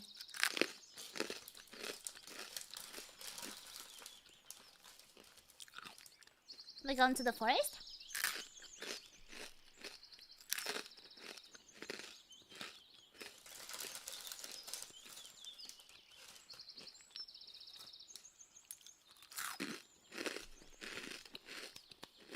Shurik, are you okay? Shurik, are you okay? Are you okay, Shurik? Shurik, are you okay? Shurik, are you okay? Are you okay, Shurik? Okay, we're going to the forest then. Let's go.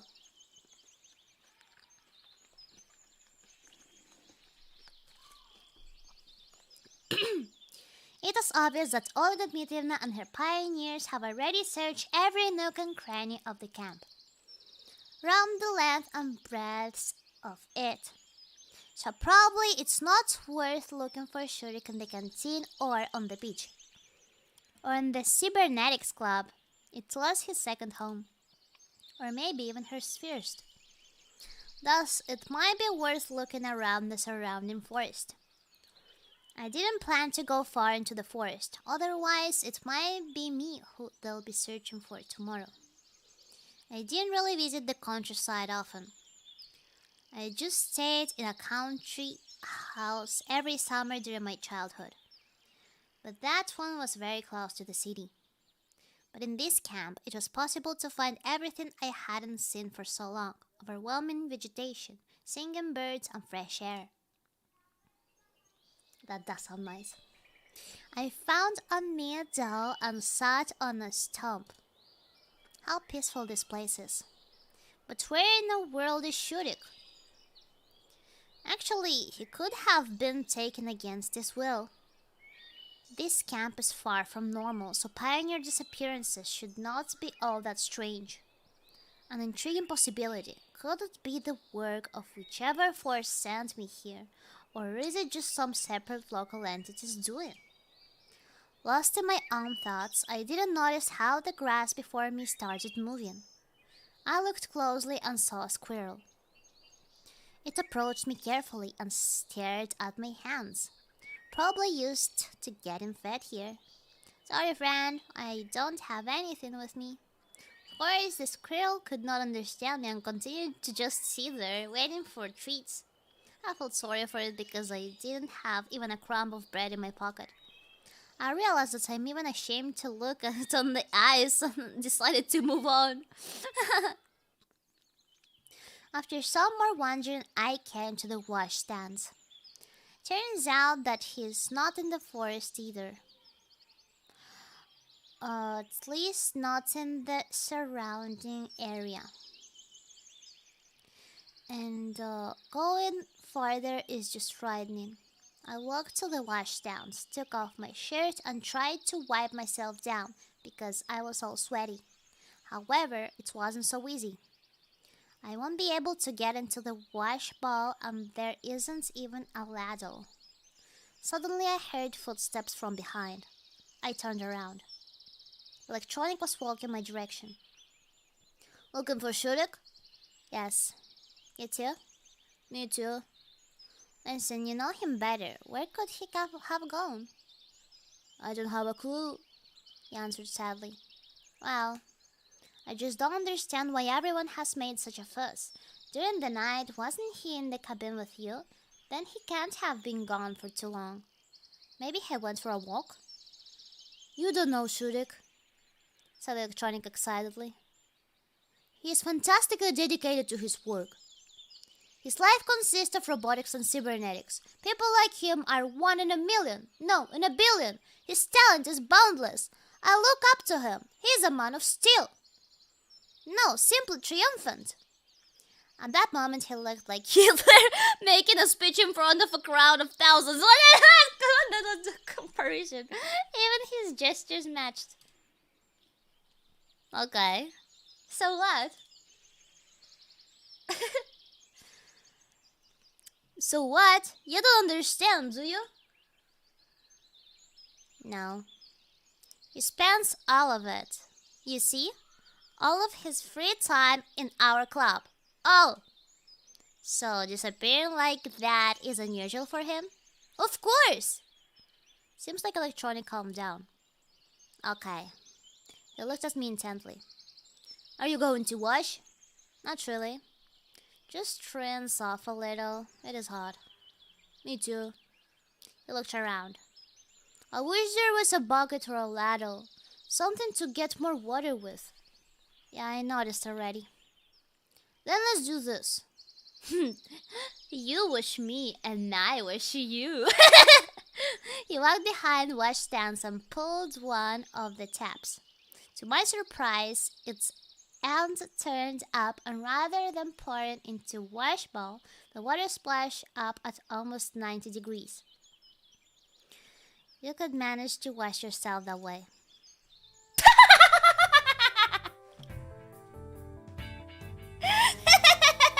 There we go.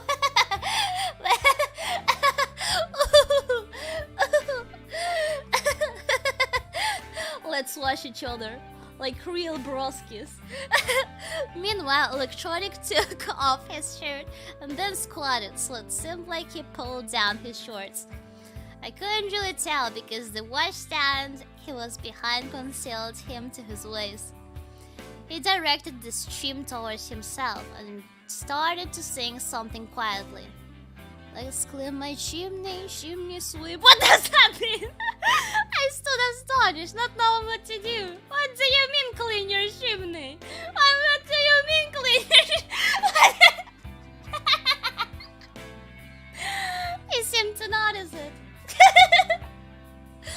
I'll wash myself and then let you use it.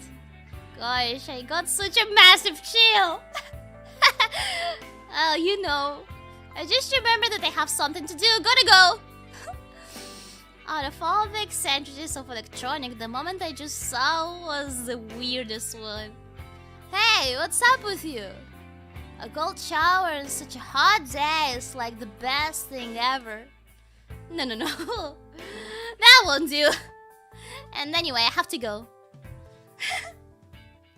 I put on my shirt quickly and ran back into the forest. I literally ran away. I wonder what's got into him.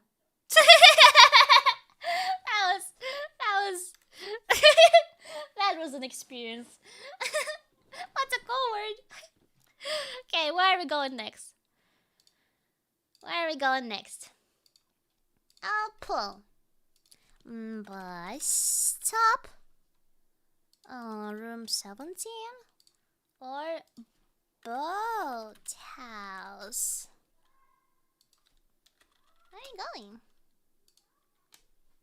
Where are we going? Where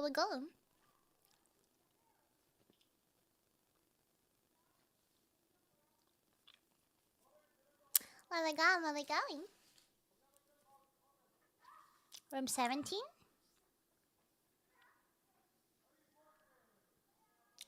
Room 17? House. Sorry. Sorry for my spelling. Where are you going? Room 17 or boot house?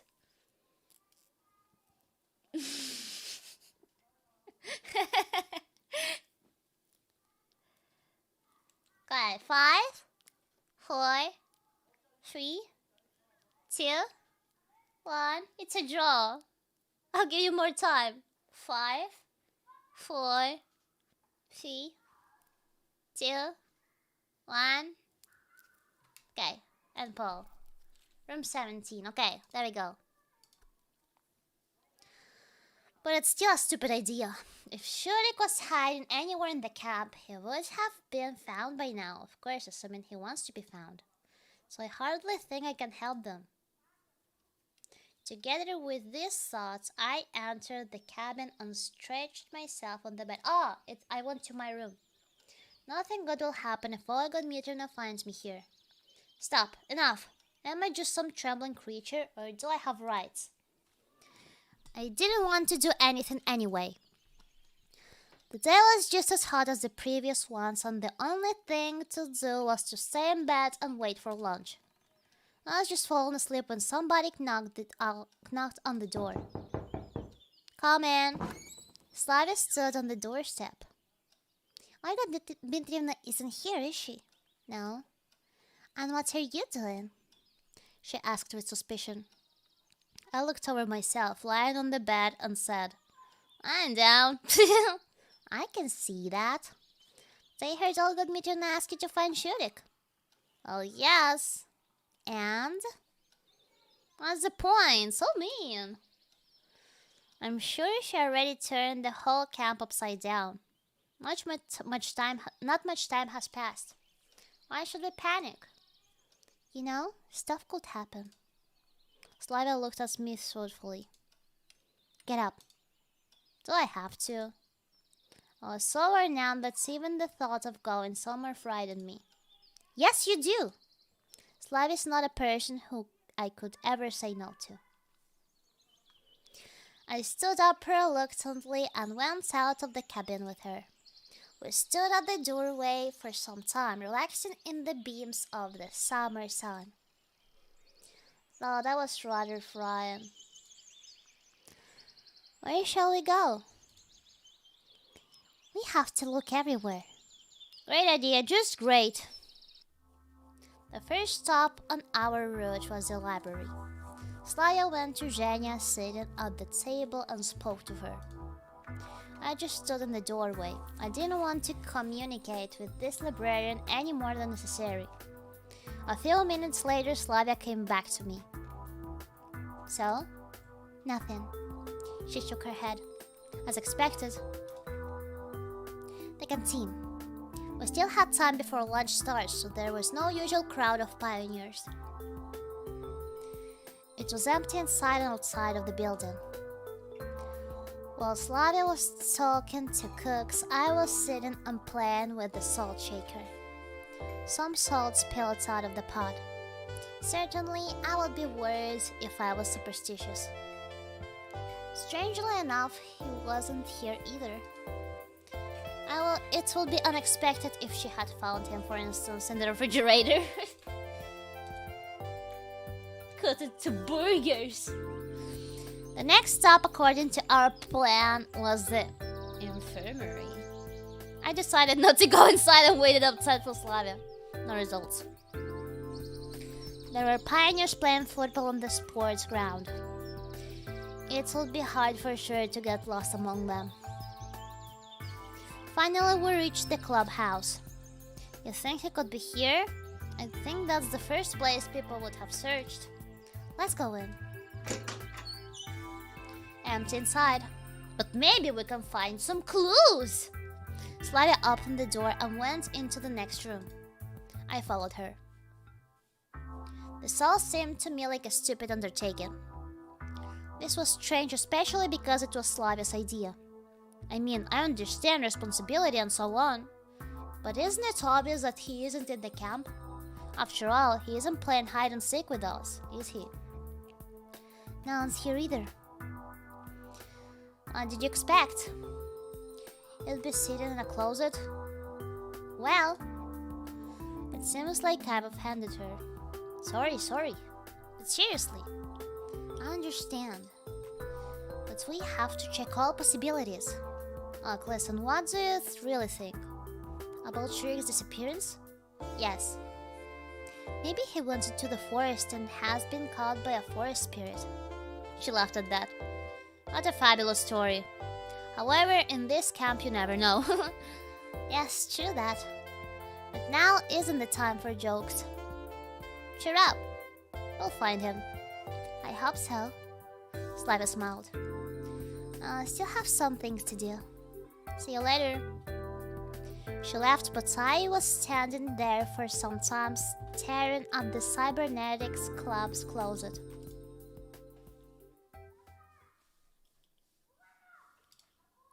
I went for lunch with mixed feelings, with a sense of accomplishment and with a realization of time wasted. The canteen was crowded. I couldn't stay unnoticed. Olga Dmitrievna called me. Semyon, come with us. The camp leader, Slavia, and Electronic were sitting at the 4-seat table.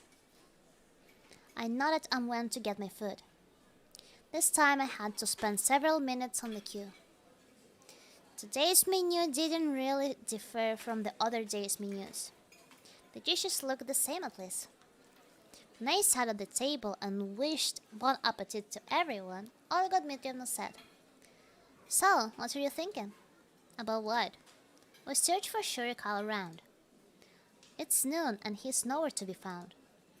I took a note of the rhyme, but didn't want to point it out. We looked all over the camp. I went all around the neighboring forest. Olga Dmitrievna looked at me. "And I helps too." "We must call the police." "Maybe we should wait until the evening?" I asked lazily. He doesn't care at all. "Maybe he went home."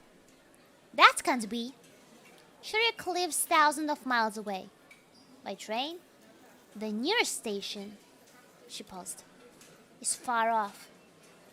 Now it was getting interesting. Every time the conversation reached the point of concerning ways I could leave Savionak, all the camp inhabitants started changing the subject. How far is far? Really far? The camp leader looked at me, indicating with her expression that asking more questions was not advised. "So we should go deeper into the forest. Maybe he got lost." "Shurik always takes a compass," chimed in Electronic. "I wonder what else could be found in his magic vest, assuming he has one. If I were to get lost in the forest, a compass would be of no real use." "Police! We should call the police in the evening." "Not right now, at least."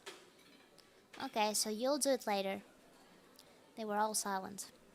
"We should be able to find him before evening. We still have time." If he actually got lost, we have no time to lose." "We cannot be sure." "Then where is he? Where?"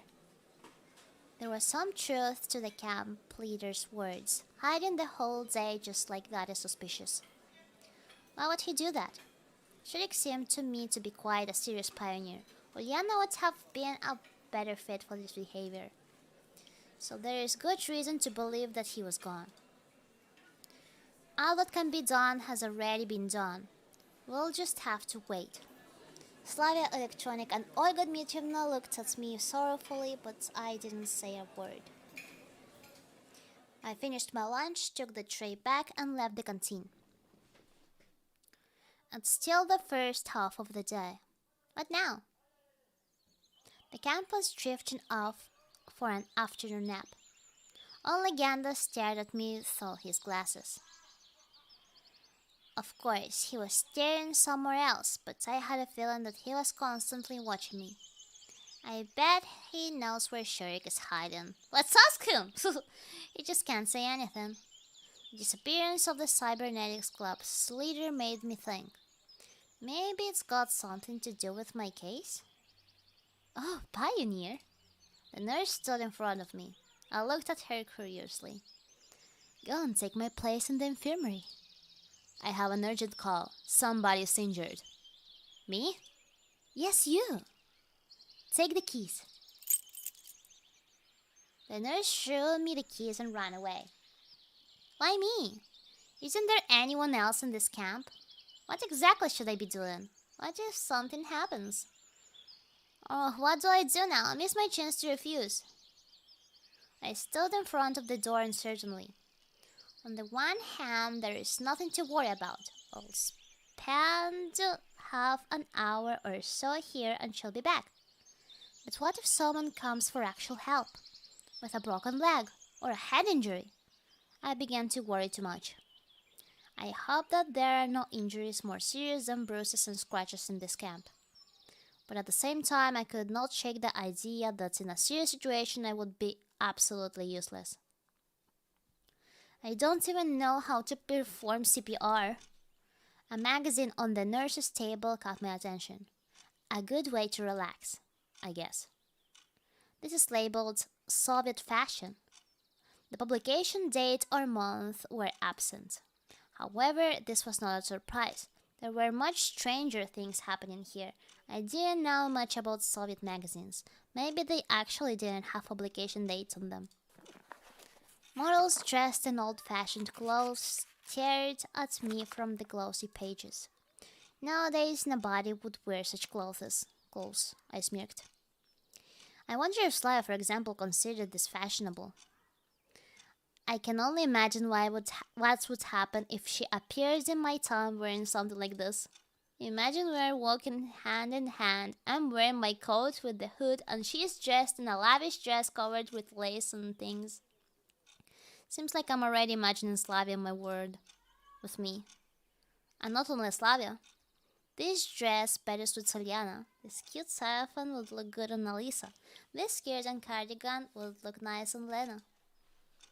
And only they could be real. If only they could be real. No, I saw them, heard them, could even touch them. But still they are here and I simply don't belong in this place. It's alien to me.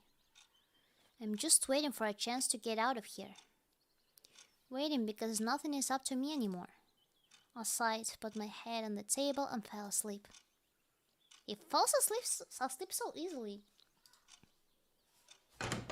I was awoken by the noise of the door opening. Lena stood at the door. Yesterday I promised to help her in the infirmary. Oopsie doopsie! And whose fault is this? Whose fault is this, Stardust? Who promised too many things at the same time? Who promised too many things at the same time? Now it's time to confront the consequences. My cheeks became scarlet shortly and I turned away pretending that I'm busy. The nurse isn't here? Then I'll come back later. I'm substituting for her. Since I'm responsible for pioneers' lives, I should do it with full responsibility. Although in fact I was just afraid of something bad happening because of me. Any health complaints? I tried to give Lena the most professional smile I could in order to not to confuse her. Nothing special, just a little headache. Let's do this. Some painkillers maybe. Of course I wasn't aware where to find required medicines, so it took me a while to find them. Finally! I handed a metamizole tablet to Lena. Hopefully it's just a painkiller.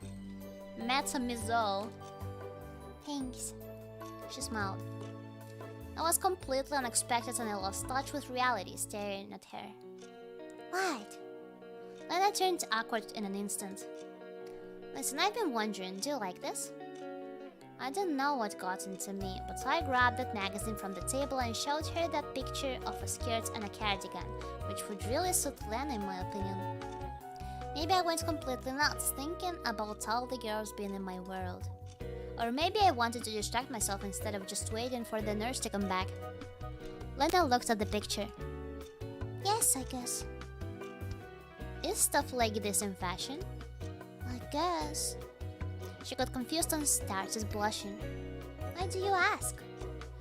Really, why?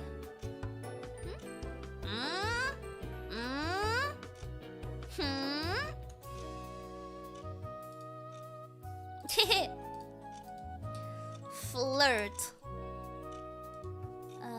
Just asking.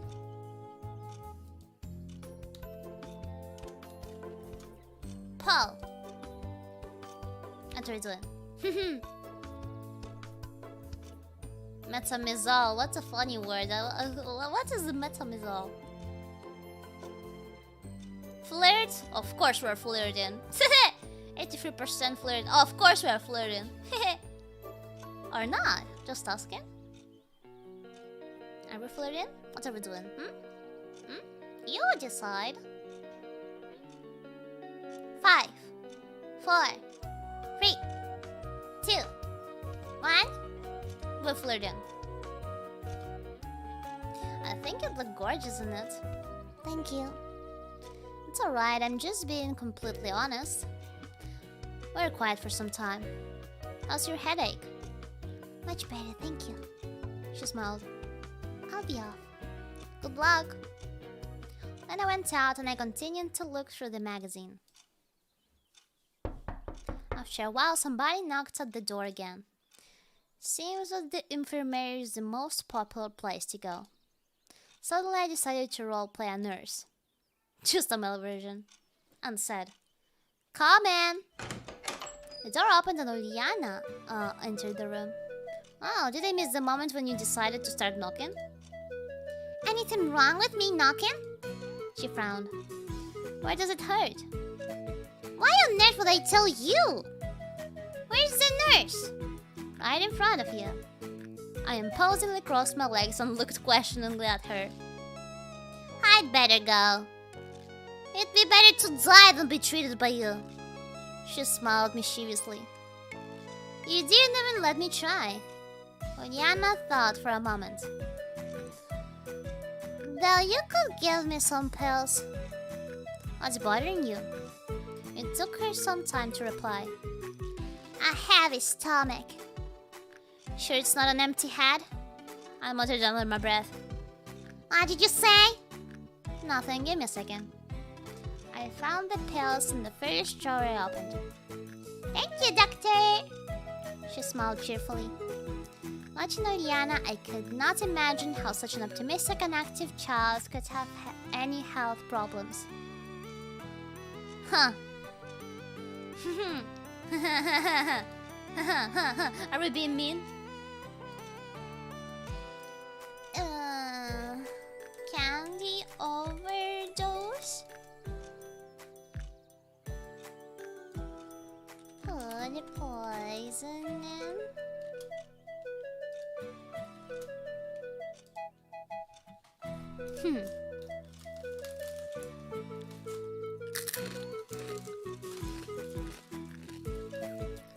Candy overdose, so you decided to be mean? You decided to be mean to her? It's not mean, it's playful, are you sure? You sure about that?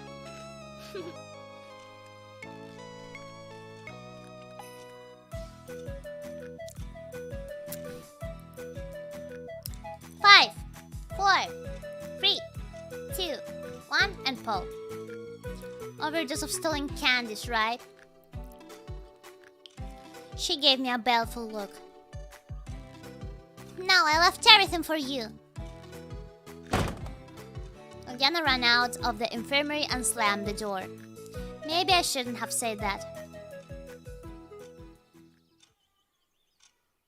Anti-resin has stardust. Again, I went back to studying Soviet fashion trends. Time passed, but the nurse was still absent. Oh, did I finish the poll? Or is it still on? Oh, yes, end the poll now. I wasn't searching for Shurik, wasn't looking for any clues concerning my situation. I was just sitting and flipping through a magazine. Just for a moment I felt quite satisfied with the situation. So far everything that has happened here could be seen as just a trip to a summer camp, and if nothing changed anytime soon then I can start worrying. Again somebody knocked the door. Did I miss the outbreak of an epidemic? Sly was standing at the doorway. Oh, hi. Isn't the nurse here? Hi, no, she's not here. I'm taking over for today. Right. I'd like... She hesitated. Wait. By the way, Simeon. Sly was sad and looked intently at me. Wait. It seems like I lost my keys. Have you seen them anywhere? Sure I have. Yes, here, I found them near the canteen yesterday. I wanted to return them to you, but forgot about it. Oh, I forgot about the keys. I was really bad at lying. My cheeks were red, my eyes were wandering around, and hands were constantly shaking. Here. I was already preparing myself for an appropriate scolding, but Slavia only took the keys and said, "Thanks." So what have you come for?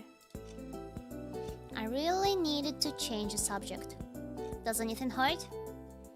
No, It's nothing. Strange. I wouldn't even think that such an open person as Slavia would keep something quiet. If there's something bothering you, tell me. That's why I'm here, to treat people. I smiled widely. No. I mean, yes, but no.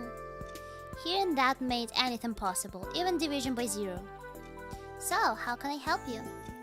You? I guess you can't. She smiled and was going to leave, but suddenly stopped. However, could you step out for a minute? Why not? Okay. I stepped out of the infirmary and leaned against the wall. I wonder what might she be doing, something that I can't even see? After a minute, the door opened and Slavia came out. She was carrying a small bundle.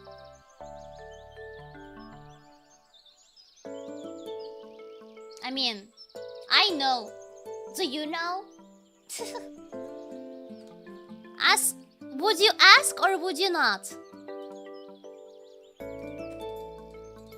Ask? Not ask.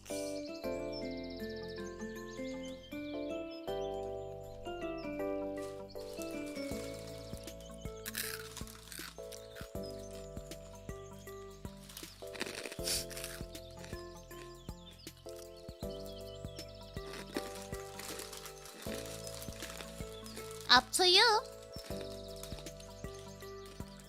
Up to you.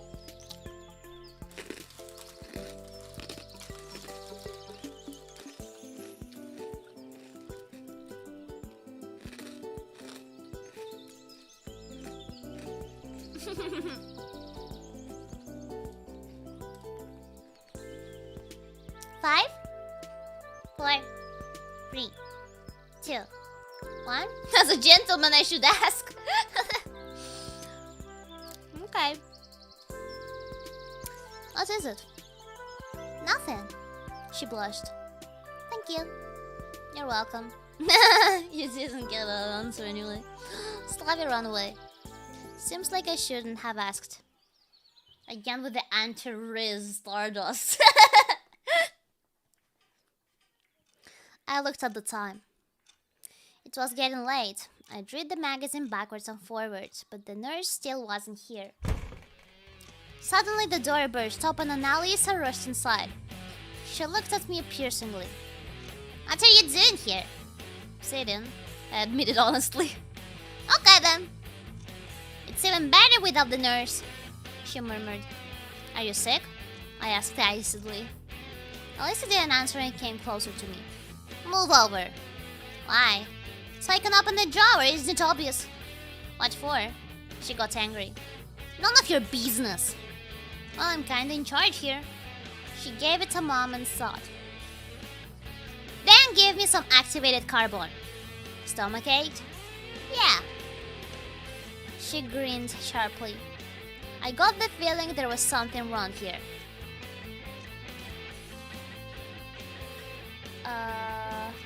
Okay.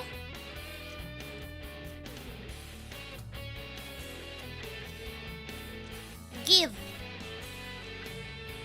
Not give. Are we giving?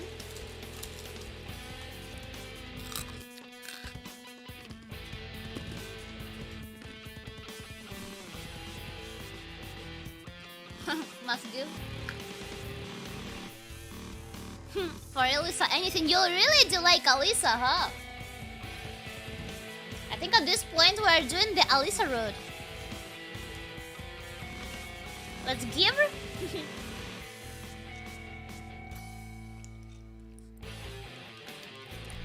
Okay. Let's give her them.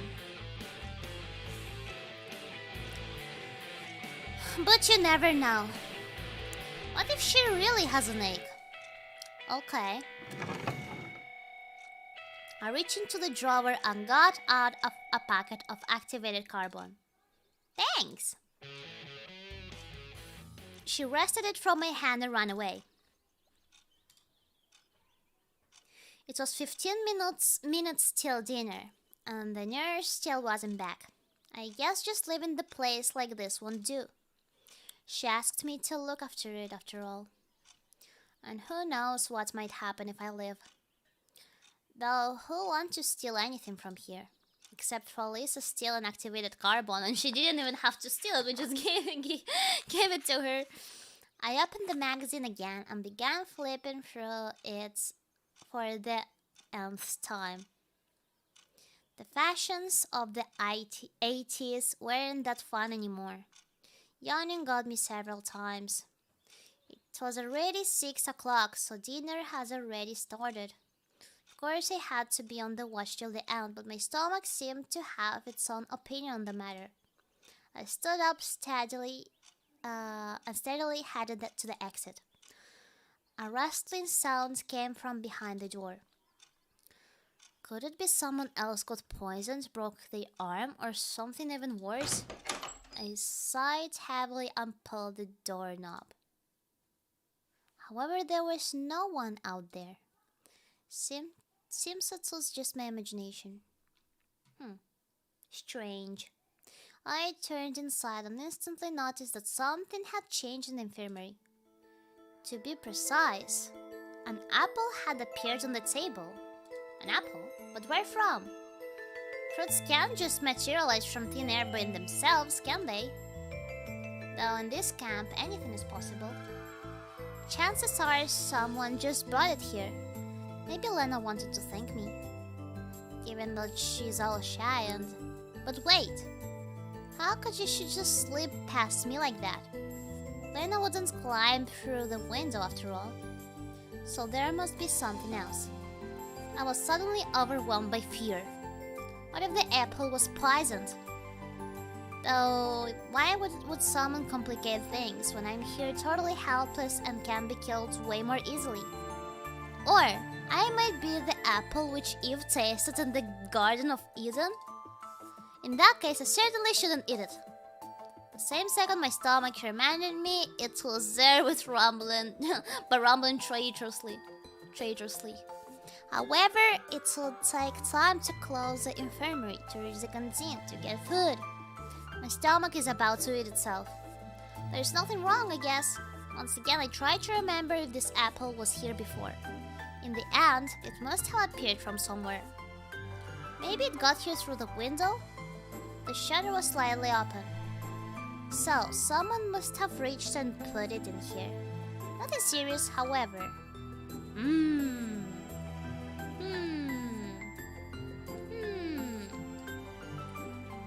It. No, it.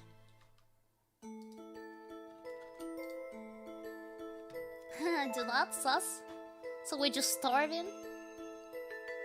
Always end up starving.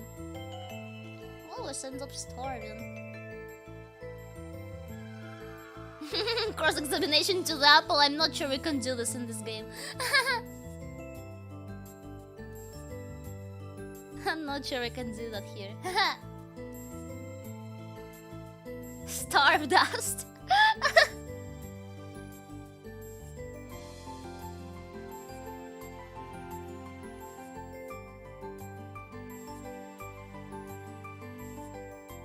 Okay.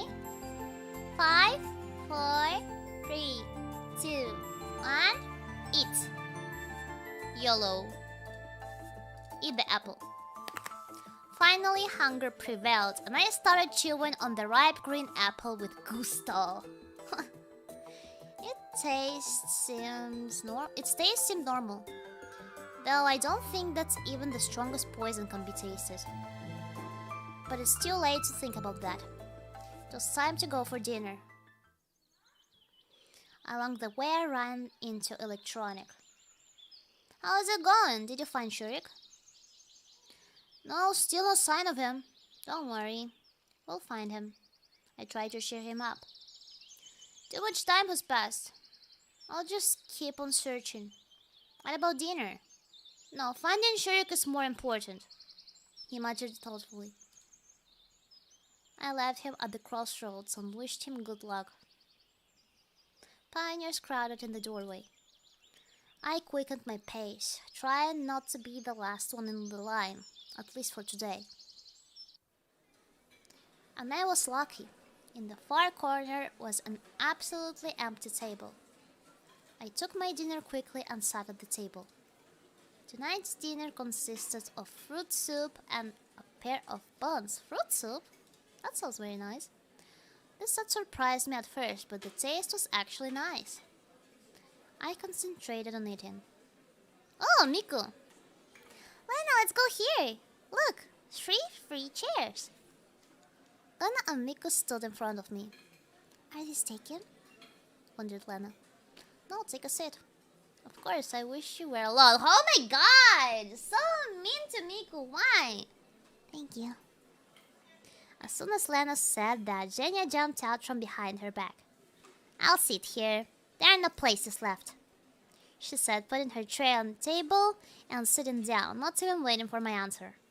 Sure, make yourself at home, I muttered sorrowfully. What? Nothing.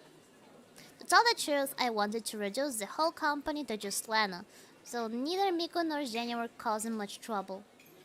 Except one was too talkative and the other was too arrogant. But nevertheless, they were absolutely harmless, especially comparing to some others I could name. Oh, seems like I forgot my key.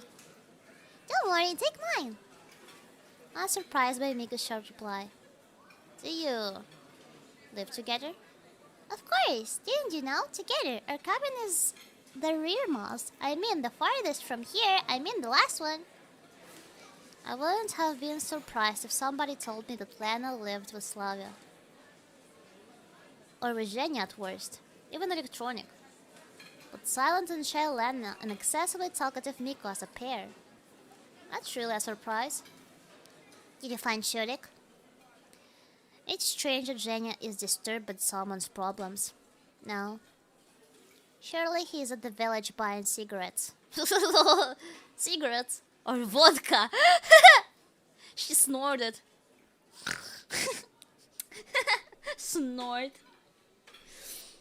Village? At that moment, the conversation got much more interesting. Got a problem with villages?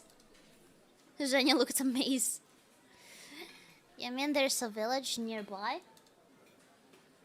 I think so, she said uncertainly. I looked at Lena and Miku, but they were busy with their meals and didn't pay attention to our conversation.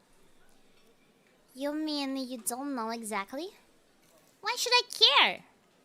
Zhenya stared at her dish. Well, there must be something nearby. Listen. Listening? I don't know. Will you let me eat? Seems like I won't get anything from her. Though there is a chance that she really doesn't know. The remaining time was spent listening to Miku talking about some nonsense. I was just going slowly mad in silence. Obviously, the first thing I did after getting out after that was inhale a great breath of fresh air. The sun was setting. I decided to take a walk. It's highly unlikely that I will find anything more exciting to do for the rest of the evening. Unless something interesting could arise quite unexpectedly. I was approaching the square when I heard a loud bang. What do you think this is? Do you think it's our fault? I think it is. It seemed like something had exploded. I was paralyzed. I am in a hostile environment, not knowing the rules and laws of this place.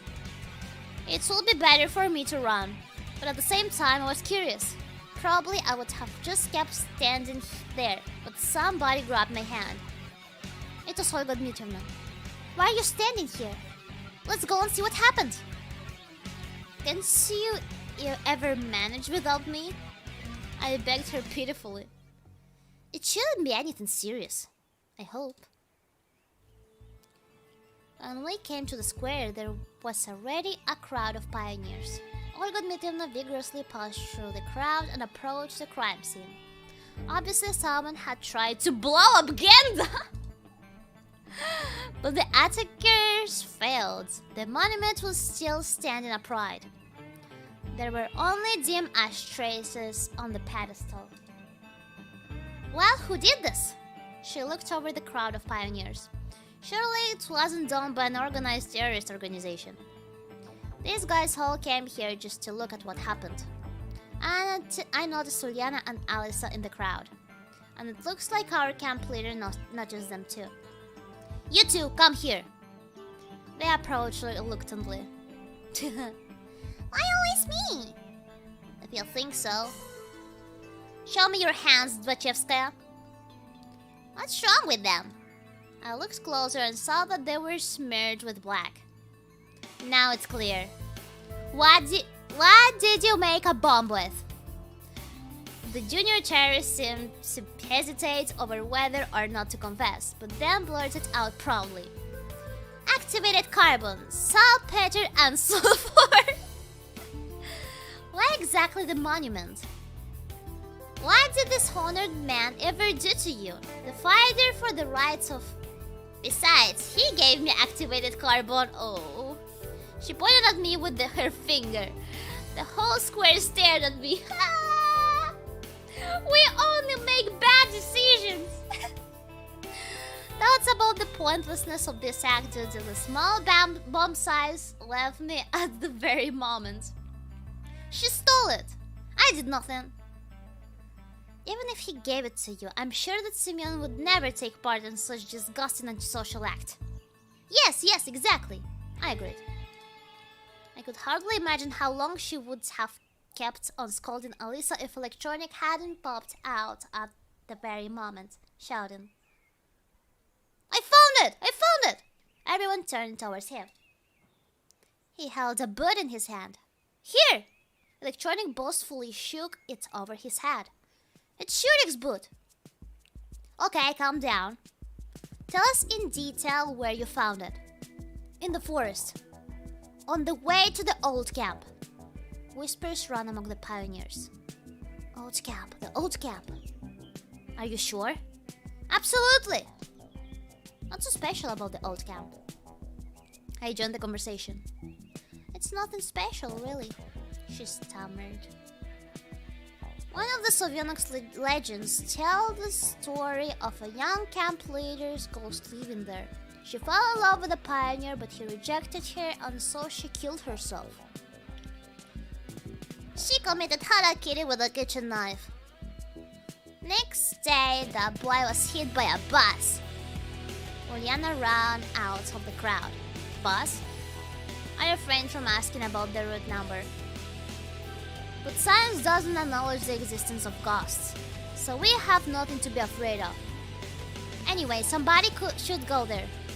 Suddenly the crowd started to thin out. I'll admit it's almost night. Maybe tomorrow. I turned around and saw Slavia and Lena. What if at night? What if at night something happens to him? No, today, right now.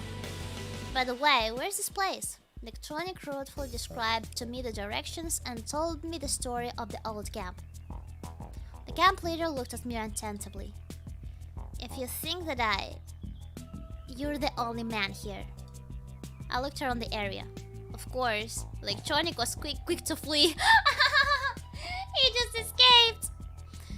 I still didn't want to walk in the woods alone. If you ask me, I would. Oh? Oh, whoa, whoa, whoa, whoa! Oh, whoa, whoa, whoa, whoa! Oh, whoa, whoa, whoa, whoa! Oh, whoa, whoa, whoa, whoa! Oh, whoa, whoa!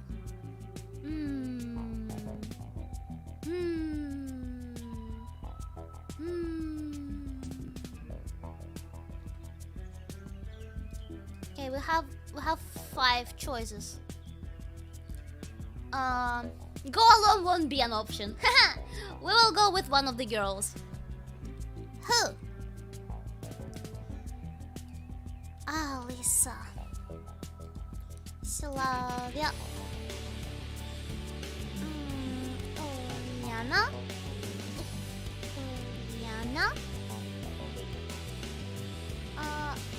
Lena. Who are we going with? Pick. Choose. Pick. Choose. With Uliana? With the brat?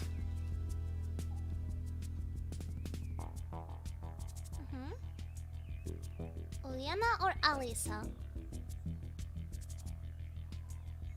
Oh, Alisa? Team Alisa's winning. Team Juliana's winning again. 5, 4, 3, 2, 1, and pull. We're going with Juliana. It seems that her thirst for adventure has its limits too. Am I going there alone? Olga Dmitrievna looked thoughtful. Perhaps you're right. We'll go together tomorrow morning. Ah, what? We stood in silence for some time, then dispersed around the camp. Everybody seemingly forgot about Alisa and her terrorist act. Maybe due to minor damage it caused. Brad Bros win? No, not win. we can't. We can't go with her. Together with the camp leader, I went towards our cabin. I tried to think of why Shorik would go to the old camp. He is interested in robots and cybernetics, not scary stories and ghosts. What does that boot have to do with that? I remembered how I decided to wait until something extraordinary would happen. And then I realized, this is it. I got meeting. I think I'll take a walk before bed. Just not a long one. Okay. When I reached the square, I understood that hanging around in the forest or some other strange place might not be that scary. But doing so in the dark. I didn't want to return to Olga Dmitrievna's cabin, but I had to find a flashlight. For instance, there was one in the infirmary. I was glad I didn't spend my whole time there reading a fashion magazine. The flashlight was found quickly, and in few minutes I was again standing at the square, pulling myself together. I just had to make the final decision before I entered the forest. Moving past the pioneers' cabins, down the forest path towards the abandoned camp. I set forth. Electronic told me that the old building was built immediately after the war. It looked like a kindergarten, or like a barracks I expected, and definitely could hold fewer pioneers than today's camp. It had been abandoned for about 20 years. It was now totally dark. The forest looked totally different at night. Mysterious shadows were hiding behind the trees, strange rustlings and the cries of night birds coming from everywhere, branches treacherously snapping under my feet. The full moon was shining, so I decided to save the battery in the flashlight. I'm sure I will need it sometime soon, so in the end I'm going alone. The further I moved, the more unpleasant things came into my head. I wasn't a friend of the dark at all. I didn't believe in ghosts and other mystical crap, but at the same time, during the last few days I'd encountered so many incomprehensible phenomena that against my own will, I started to read between the lines of the simplest things. Obviously, I felt exceptionally uneasy in the forest at night. Everywhere I looked, every shadow, every tree or bush looked like weird creatures, escaping straight from horror movies or from Stephen King novels. A branch seemed to be someone's hand, eager to grab your shoulder. A fallen log, someone's dead body, someone who failed to get out of the forest. In every gully I saw a bottomless abyss. If I had found myself in this forest under any other circumstances, without all these buses and pioneer camps, of course I would still feel uncomfortable. But then I would be able to explain everything with logic and be afraid of nothing except for owls and mice, of course. But at the moment there were more than enough reasons to fear. Despite all this, I reached the old camp without any adventures. In a little glade surrounded by trees stood a house resembling a kindergarten. Paint peeled off the walls. Almost all the windows were broken masonry here and there, holes in the roof that looked like those made by bombing. In front of the building was a little garden, surrounded by a rusty fence. Apparently once it was a playground with a merry-go-round, swing slide, and other Soviet attractions. But time is cruel. All of them were broken and mutilated by corrosion. The grass was so tall that it almost came up to my waist. Creepy scary. The moon looked out from behind the clouds and illuminated the old camp. It seemed like everything came back to life. Windows shone with new glass and walls looked like they'd been painted with fresh paint. I heard playful laughter. I actually heard playful laughter. Saw translucent children joyfully running and frolicking in the yard. A strict camp... Oh my god, I'm hallucinating! A strict camp leader on the threshold, holding a basket with ripe apples in her hands. The old cleaning lady taking a nap in the shade. It sent chills down my spine. Of course my imagination was just playing tricks, but the old camp itself was so similar to all the post-apocalyptic pictures I had seen that those visions were no surprise. I stood undecided for a long time before I dared to go further. After all, I'm here to find Shurik. Though I still don't get what he might be doing here. If he even is here. A boot somewhere nearby doesn't mean anything. However, he was not eaten by wolves. For some reason it seemed like there were no wolves in this forest. This must be the only place where he might be hiding. I carefully crossed the yard, pushing the tall grass apart and trying not to bump into a jagged piece of metal. But I stopped in a doorway, hesitating. An impenetrable heavy darkness stared back at me from inside. Even the bright moonlight could not illuminate any object, or even highlight a silhouette. My head was filled up with different thoughts. That all said that it's better for me to not go any further and run away quickly. But I pulled myself together, turned on the flashlight and stepped over the threshold. Wah, wah, wah, wah, wah, wah, wah. Inside the building looked like a typical kindergarten. I still remember my childhood days and so everything here looked very familiar. Sleeping room with lines of beds standing close to each other, a large playroom, toilets, a dining room, and utility rooms. Signs of the past children's joy were seen everywhere. From time to time, the flashlight drew my attention to a decaying doll, or a plastic toy car, or a punctured rubber ball, or a broken rank of tin soldiers. There was a book on the table, faded with age. I flipped through the pages. It was a story I had read a long time ago, back in my childhood. Something about the war. Enemies destroyed the kindergarten and all of its kids hid in the little basement together with a bunch of adults, while bombs were exploding up on the surface. I don't remember the end of the story, but as far as I remember, nobody died. Looking at the illustrations, all the emotions, fear, sadness, sympathy for the poor children, and the sense of hopelessness which I had experienced while reading this book came over me. It's strange that under exactly these conditions, right here and now, that I found this book. Probably there is somebody who manages this ongoing story, who writes the scenario for this absurd play, who sews costumes for the local pioneers and creates sets like this abandoned camp. To tell the truth, he is very talented. Attention is paid to even the most minor of details. Although this place was abandoned a long time ago, everything here seemed to be untouched. Of course, time didn't spare this camp. In so many years, it had often been visited by the locals.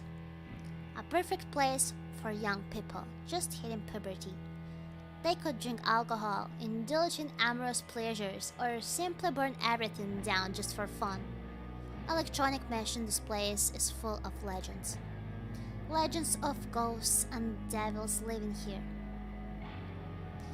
Take, for example, the story about the camp leader who committed suicide. In my world, nobody would believe that this could stop somebody. But in this reality, anything is possible.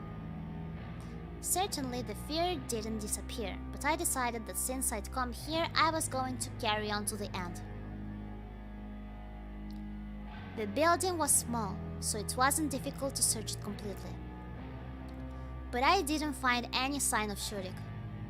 Maybe I should just call out to him? But on the other hand, maybe that's not such a good idea. Frustrated, I sat on a bench in the lobby and sighed. "Ghosts, where are you?" I asked the camp. And all of a sudden I noticed a strange depression in the corner. A small trapdoor. An adult who would barely be able to squeeze through it. And it seemed to me that it had been recently opened as the dust was cleared around it.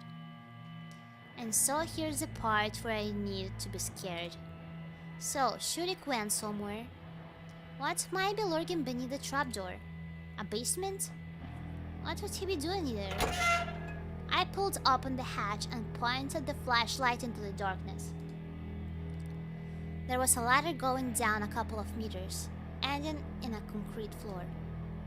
There was a long, narrow corridor disappearing in the darkness. I hesitated for a long time. On the one hand, I had absolutely no desire to go down there, but on the other hand, if Shurik was really there, I swore loudly and began to descend. Downstairs, it was so dark that even the flashlight didn't help much.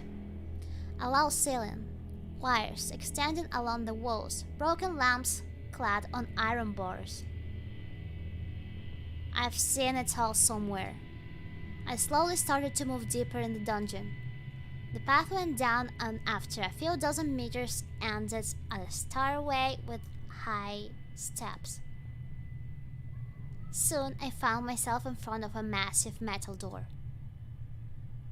There was a sign painted on it. I looked closely and realized that it was a biohazard sign.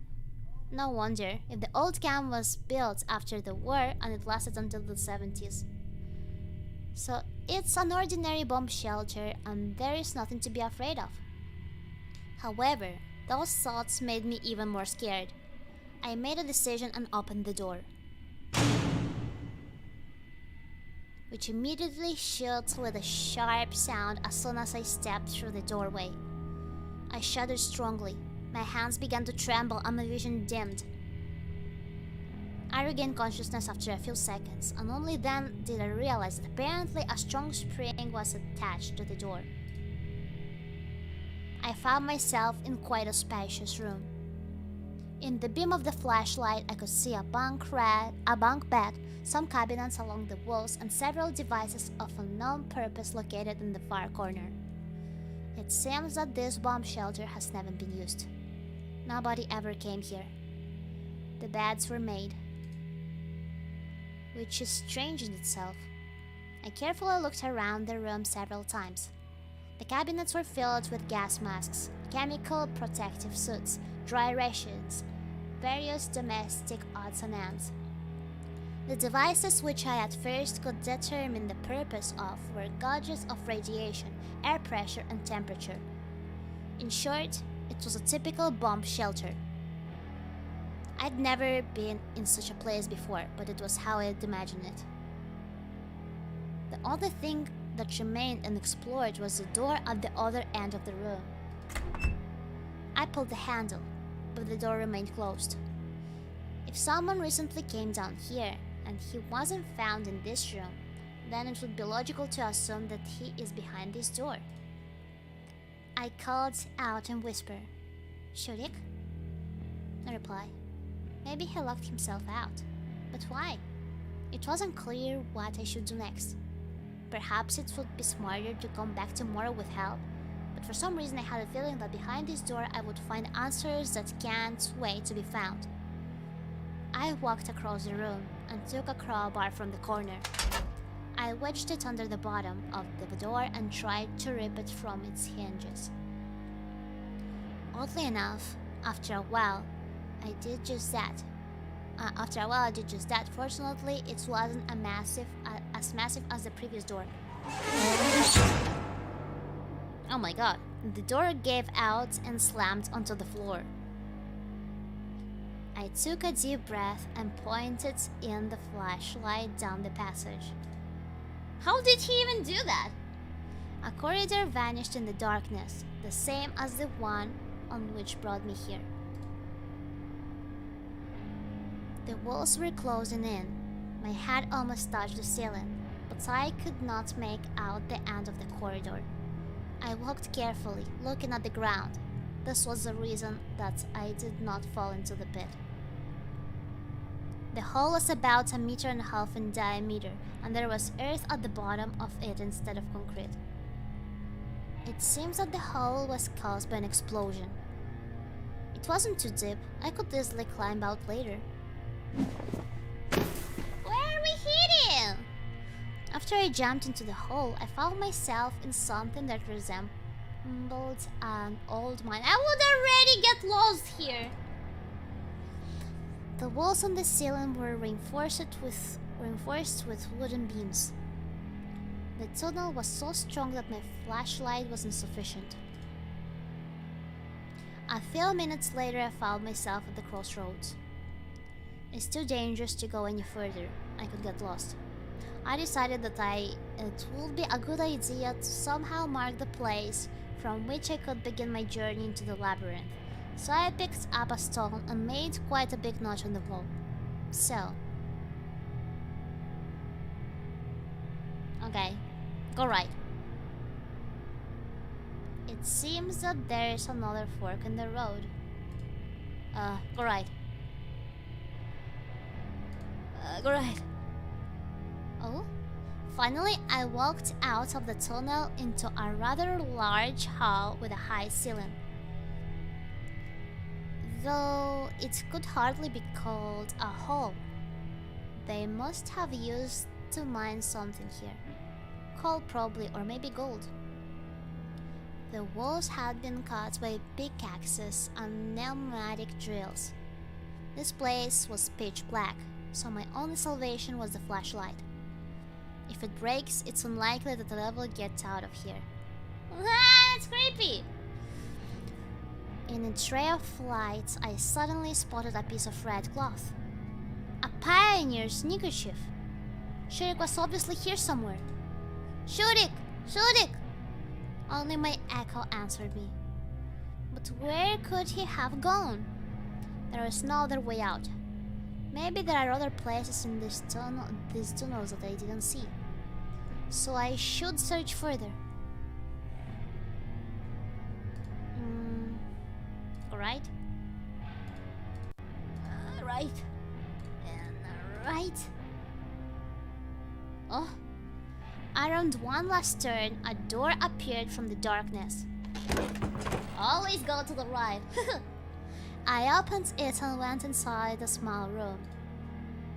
Nobody was here except... Hello? Shurik, who sat in the corner. Shurik? He stared at me with eyes full of terror. Ah! Don't come near me! Shurik, it's me, Simeon. I won't give up so easily. He grabbed a piece of reinforced bar from behind his back and started waving it around. Shurik, what's wrong with you? Calm down. First you bring me here, then you take me through this mine, and now you're pretending to be Simeon. You must have gone completely nuts. Shurik, calm down. Nobody's pretending to be me. I really am me. I tried to talk as calmly as I could, but I was almost feeling more nervous than him. Simeon? He squinted. Is it really you? Yes, and now tell me what happened. How did you get here? Shurik recovered his breath and started to talk. I needed some parts for the robot. And I heard that there's a bomb shelter in the old camp. And there could be some instruments there. So I got up in the morning and went. He stopped for a minute, trying to deal with the trembling of his hands. I found suitable parts, but then... I read primal fear in his eyes. The voices, they told me to go here. I went down the mine. Then they were telling me to go to the right, then left, then right, then left, then right, then left. He started to laugh hysterically. But now they want to get me. I'll stay sitting here. They won't find me here. He once again started to wave his pipe in the air. Shurik, there's no one there. I wasted quite a lot of time walking in the mine like you, but I didn't hear any voices. He fixed his eyes on me. Then you're with them! What the heck? Shurik! Ah! Shurik thrashed towards me. I was just barely able to dodge him. But the flashlight wasn't as lucky and took the full force of Shurik's blow. It's over. We found ourselves in complete darkness. Now it was my turn to lose my mind. What have you done, you idiot? I lashed out with my hand in the direction where I expected Shurik to be, but to no avail. Now we will both die here! I got nothing but silence in return, and then a quiet hysterical laugh. It's alright, that's fine. I know where the exit is, follow me. Follow you where? I can't see a damn thing. Follow my voice. I had no other choice. Here. Shurik's voice was heard from somewhere further on. How do you know where to go? I walked all over here. Then why didn't you leave? The voices. Quiet! They can hear us! What the fuck? In theory, I could believe that there are some supernatural forces here. In the Savuna camp, they'd just be a daily occurrence. But there was no reason to panic yet, though my hands were shaking non-stop. Here. I slowly followed his voice and eventually lost track of time. We could have been roaming for a few minutes or a few hours. Finally, a dim light appeared in the distance. We're here. We reached the wall. The way towards freedom was blocked by a lattice of the ceiling. I pulled myself up and recognized the square from the bits of landscape I could see. Lift me up! Shurik obediently followed my request. I started to hit the grating with my fist so hard that in just a few strikes my arms were all covered in blood. But in return, the grating gave way and pushed open. We're free! A minute later, we were out on the surface behind the monument of Genda. When I saw this grating before, I had no idea that there could be catacombs below it. They will come for you. I fell to the ground exhausted. Who? They will come. Said Shurik again and ran away. Oh my god. He lost it. I was so exhausted that I could not even be bothered thinking about some voices or recalling the Forsaken camp, the bomb shelter, or the mine. Almost unconscious, I reached the camp leader's cabin. But I couldn't go to bed right away. Well, look who's here! Olga Dmitrievna. I started tiredly, attempting to cut the explanation to a minimum. You said you were going for a walk, but instead... And I was going to go and call the police! And... Olga Dmitrievna, can it wait until tomorrow? I'm really, really tired. The camp leader eyed me all over. Okay, fine. I was a bit surprised that she agreed so fast, but decided not to waste this opportunity and quickly turned the light off and darted under the covers.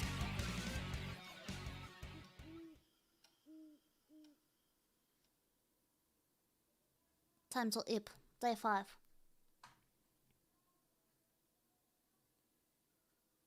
Should we end here? Yes, we are ending here.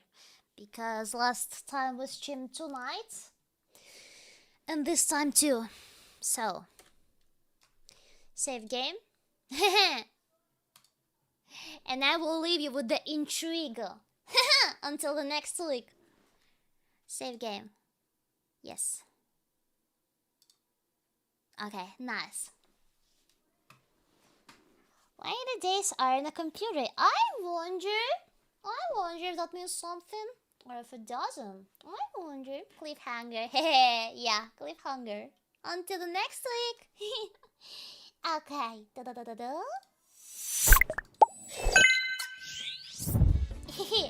Are you enjoying the game? Strawdrust? Are you enjoying the game? Yes, definitely. I'm glad. It started to get more interesting. Huh? Even a bit creepy. What's happening in that camp? I wonder.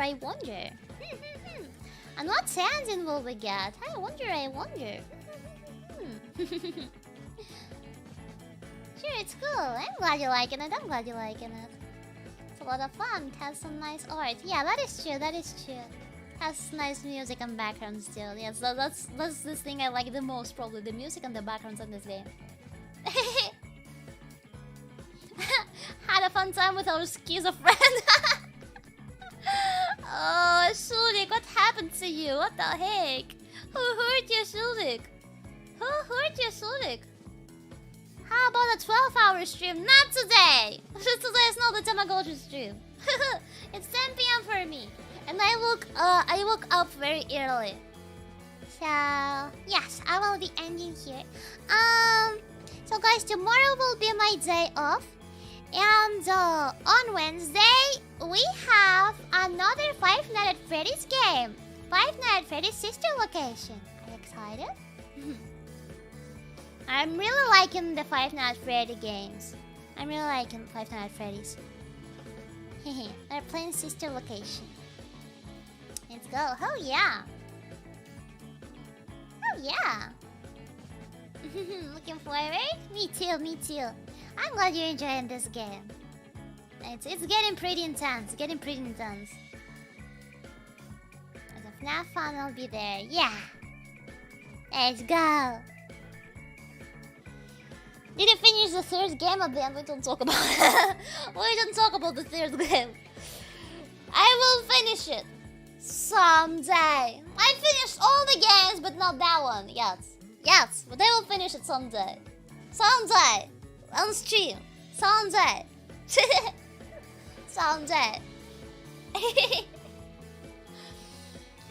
Okay then. So guys, have a nice evening and I'll see you on Wednesday. I will be, even though I don't stream tomorrow, I will be tweeting, so you don't miss me too much. Okay? Enjoy your day off. Thank you. See you soon, okay? See you on Wednesday. Riro Ron. Bye.